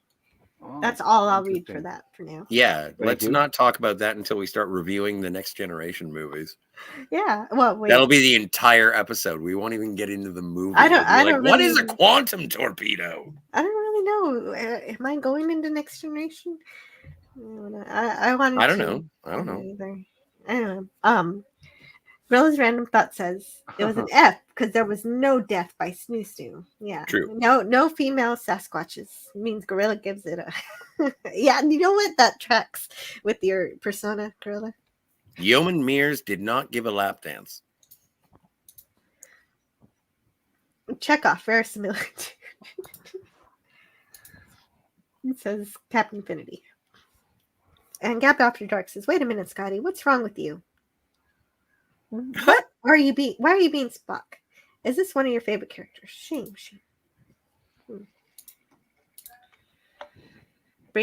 Actually, they are bringing back Futurama, says Kronos. You know, bring back Futurama. They are. They're cool. Doing it. Yeah, I don't know. I haven't heard when, but I heard they are. Yeah. Hopefully, it's episodes. I don't really know what's happening. I better look into it. JD Lewis says, episode grade 8+. Great show today. Bye, all. I'm leaving tomorrow morning to spend Thanksgiving weekend with my friends. Nice. Happy Thanksgiving, everybody. Take care. Thanksgiving to you, JD. And that's my grade as well. I gave this episode an A+. Mm-hmm. Did you have any evaluation, or it was all done during the show? Well, no. Well, I think the reason why is I really like the idea of like you're looking at castaways being stranded, having to struggle and survive and make it with the elements and against danger. Like earlier mentioned from the movie 5 Came Back and Back from Eternity and Gilligan's Island, and it was just a good way to really flesh out the characters. This is our Spock. His character really grew in this episode, and it became a lot of what we see in this episode became what Spock became eventually. And I think the reason why Bones was there because he's always there to be the voice of reason Yeah. and doubt. Whenever somebody thinks that they know everything, Bones is always the one to throw in that doubt. He's like your subconscious. Like, are you doing the right thing? Are you doing the right thing? And like I said earlier, with her, I like the fact that she had a larger role in this. Anytime I see her, more of her, I think it's wonderful. But that's it. That's why I gave it an A+. And on top of the writing and everything those are else. all great reasons. I agree completely. I love all those reasons. And Captain Infinity is waking up to my show. Nice. And Kronos says, "What is wardrobe?" Good morning, Captain Infinity. I don't know. What are you wearing? Dave G. Sound says, "Have a great one, JD." Go Ninja, go Ninja, wow. go. And Sir Poopus asks Scotty R37, so are you going to do a stream about Star Trek wardrobe malfunctions and panty flashes? No, that's a good way to get canceled. Hi, I would like to discuss all of the panty shots in the original series. My name is Scotty R37 and B. Yeah, pretty much. Yeah. And Dave G. Sound says, boarding the Galileo 2 would be I would be forced to ask where the Galileo was. Well, and also that's kind of like Titanic 2, isn't it? Right. Oh. Yeah. No, no one wants to do that to anybody. I hope. And Kronos says, sure. Yeah, except for Kronos. I'm not really evil. Yeah, Kronos. You're just drawn that way, of course. Captain Infinity says lawful neutral. And Gorilla Random Thoughts says Kronos, you wonder why we attacked the show. Oh, there we go. Well, Dagnap, unsubscribed. Yeah, don't forget to dislike and unsubscribe. Yeah, well, everybody. but unring that bell. Kronos was the one shooting photons at the bears, not me. Yeah, no one wants to murder the bear Nobody else wants Sasquatches. to do that. No, we love the bears. Prime directive. Hail Cam Cam. Hell, Cam. Cam. He says, at Anti-Derivative Jill, Scotty R37, Pop Culture Curator. Hi, Scotty, and super great stream and episode. B++. B++. Wasn't that an A-? Been listening at Captain Infinity. Hi, Cap. Good to see you. Hello, everyone. Likewise, good to see you, Cam Cam. Good day, eh? Yeah, because for me, when you add an extra plus, that's adding five more points. So if I gave this episode A++, it gets a 105. But there will be episodes like that. This one is not it yet. Well, hey, okay. I will be giving a extra pluses, which means extra credit. And also, something I'd like to add, the fact that we're finally introduced to a full-size Galileo. And I think it's a beautiful design. So I think that helped to make this episode. It is. It's pretty gorgeous. Captain Infinity says, red skirt uniforms definitely go better with stockings than tights. I like wearing tights. Tights are fun. You can wear all different kinds of tights. But I guess with Starfleet uniform, you only wear black.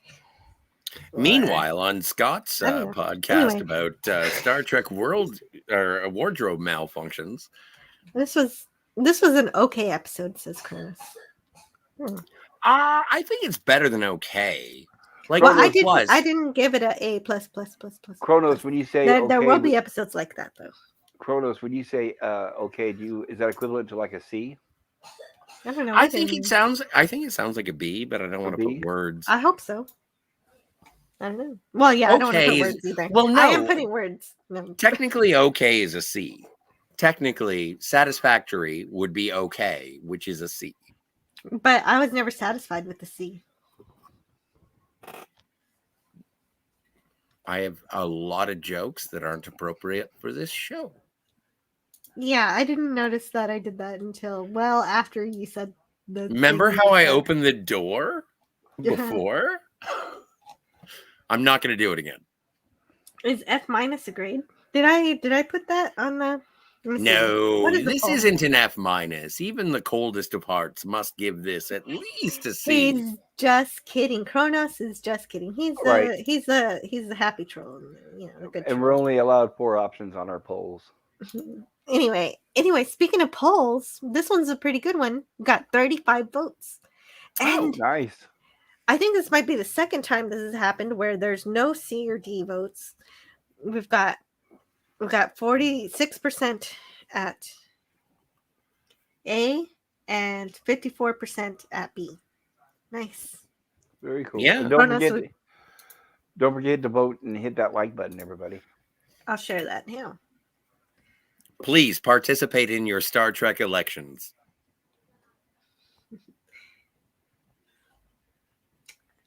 Is anyone keeping track of these? Yeah, I put them in the description below. Do you have like an Excel spreadsheet for what we voted? No, I don't. I could get that together. Okay. Maybe some episodes I might have lost them because fair enough. But I'll collect all the ones I have. With me and Kat, I always say that I'm going to do this, and I never do. And so Jill, it's fun. Jill, are you putting the results of the poll in the description of the video? Anytime I remember it, yeah. Oh, okay. I should do that. I put them in your comments one time. Yeah, I saw that, and I was like, "That's interesting. I need to figure out how to do that." Mm-hmm. I just what I do is I end the poll, and then I copy and paste. Got it. Sounds reasonable. You're welcome. But I think that's the review for today. That's it. We're done. It's over. Well, yeah, but Scotty, could you say goodbye to the chat while I look for the preview? I need to look for the preview for the menagerie, and I don't know where that is. I would be happy to randomly scroll through everyone who has been here and try and recognize names. I apologize because I know we are on Anti-Derivative Jill's channel and you want Jill to say your name. But unfortunately, I've been relegated to saying your name.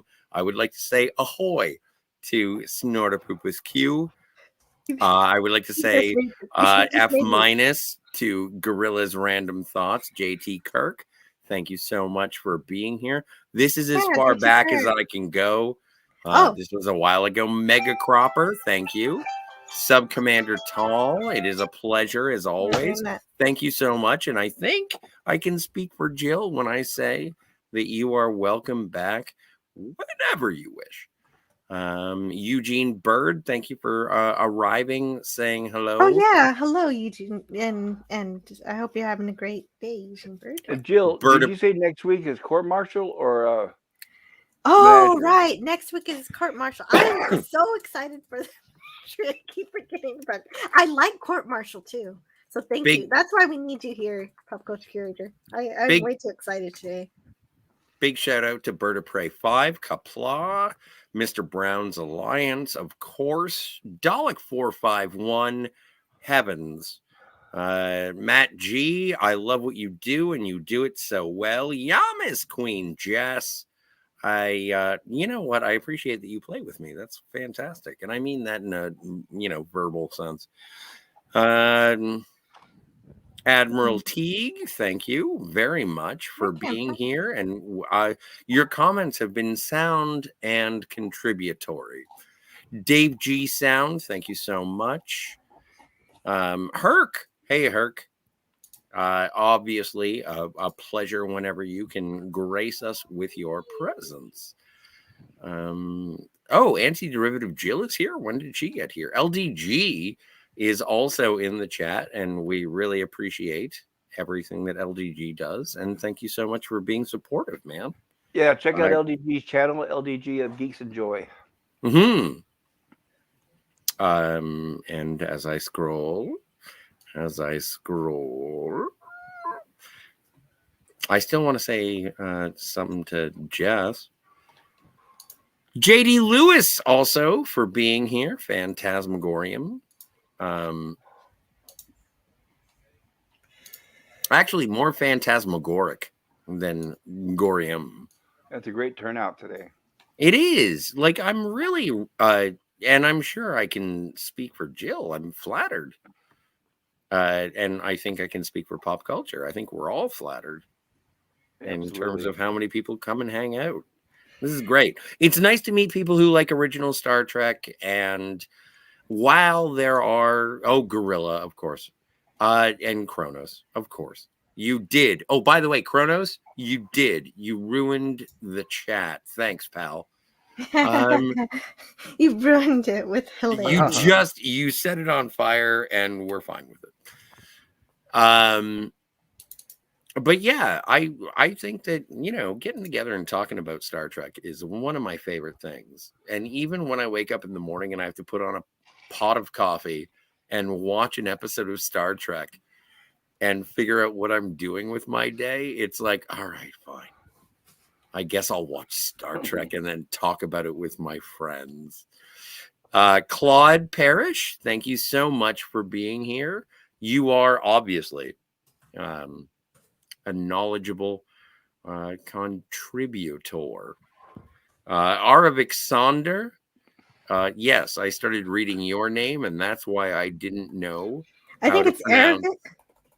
Arabic? Arabic is what I always hear. Yeah, it's Arabic Thunder, I think. It's not Arabic. No. Well, F me. But I do appreciate you reading the. Thank you so much to Herc for being here. Big ups to Jess once again, and the only reason I'm only paying attention to Jess because they're wearing pink. And I'm paying attention because she had some really great comments. Well, there's that too.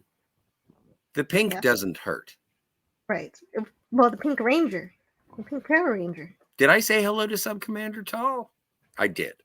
I said hello, but we're saying goodbye. We are. Darius Munchausen was in the chat, which is a delight.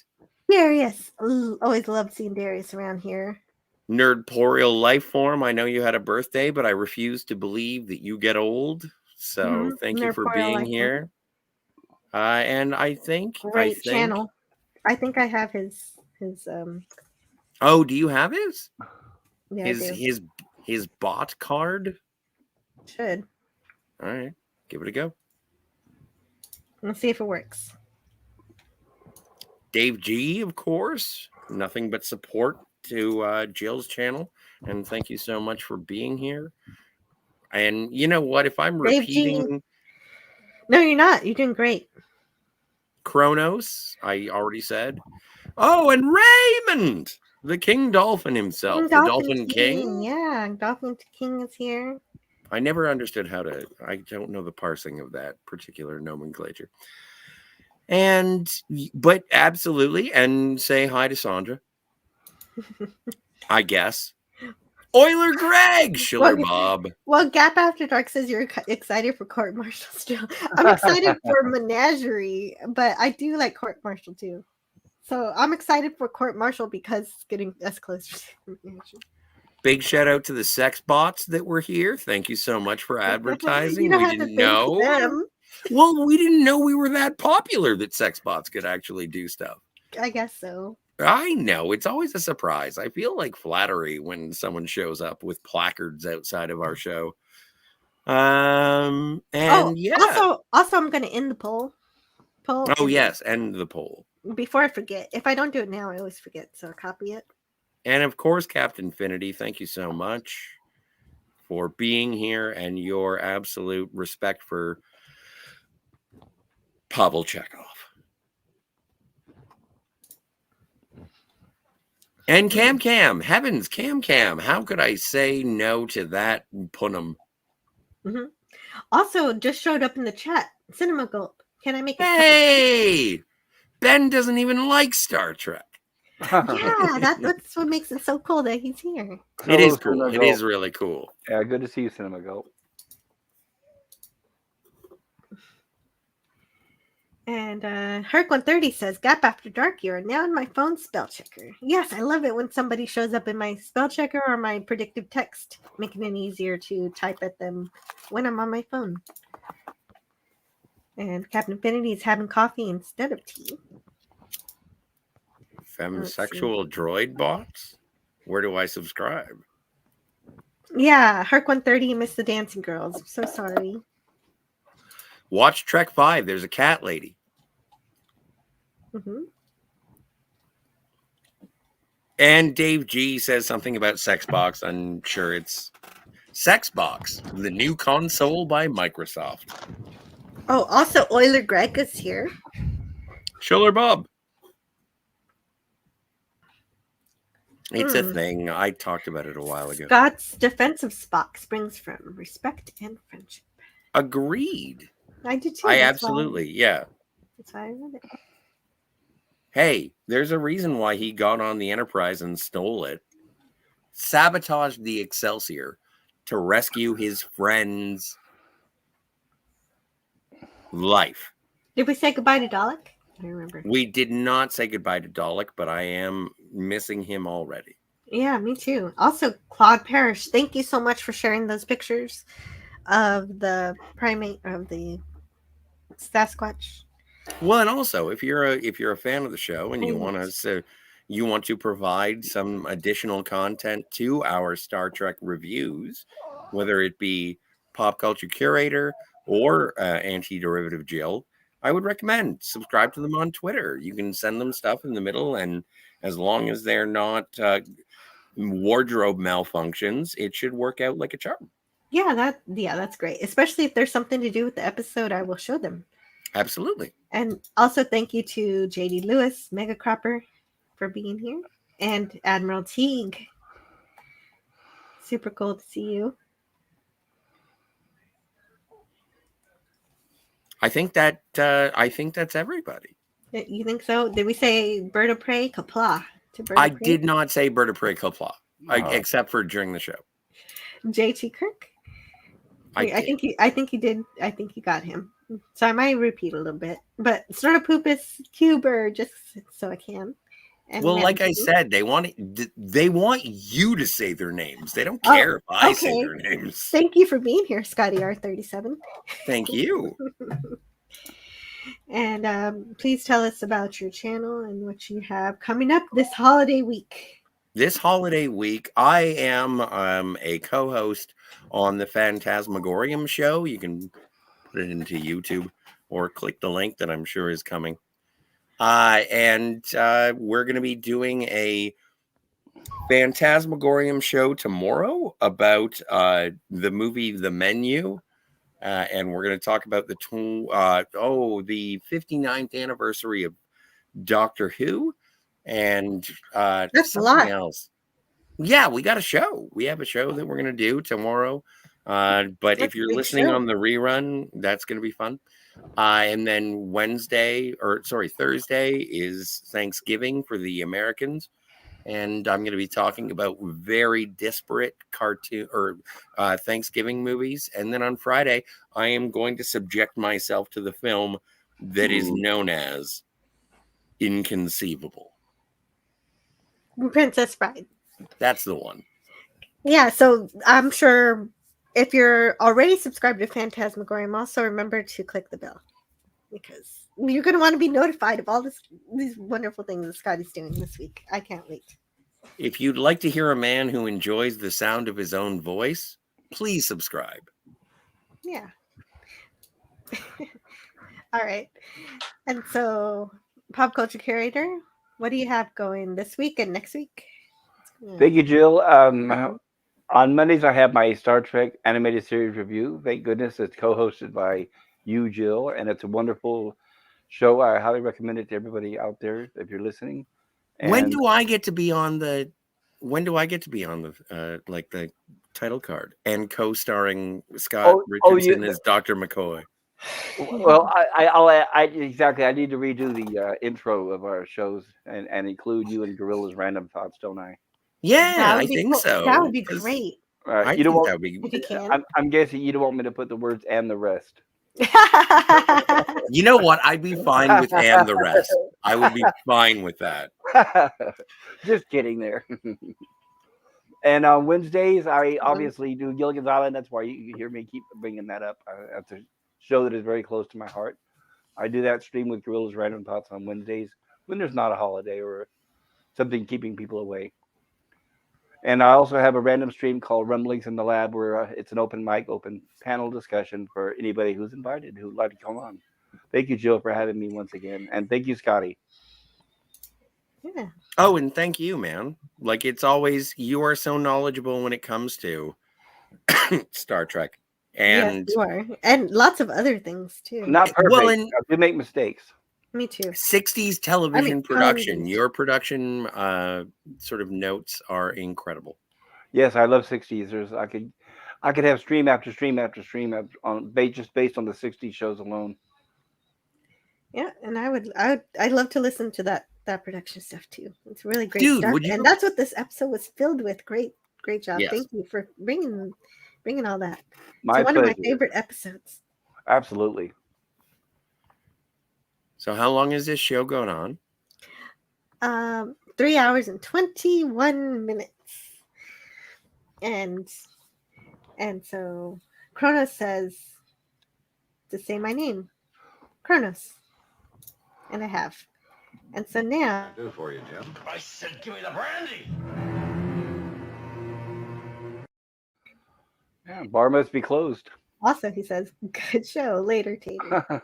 So we'll see you all next time on the next review. Next week will be the review of Court Martial, and I have here the trailer for it, the promo. Excellent. Yay. So I'll see you all next week. Oh, wait, hang on 1 second before Oh. you do that. What happened?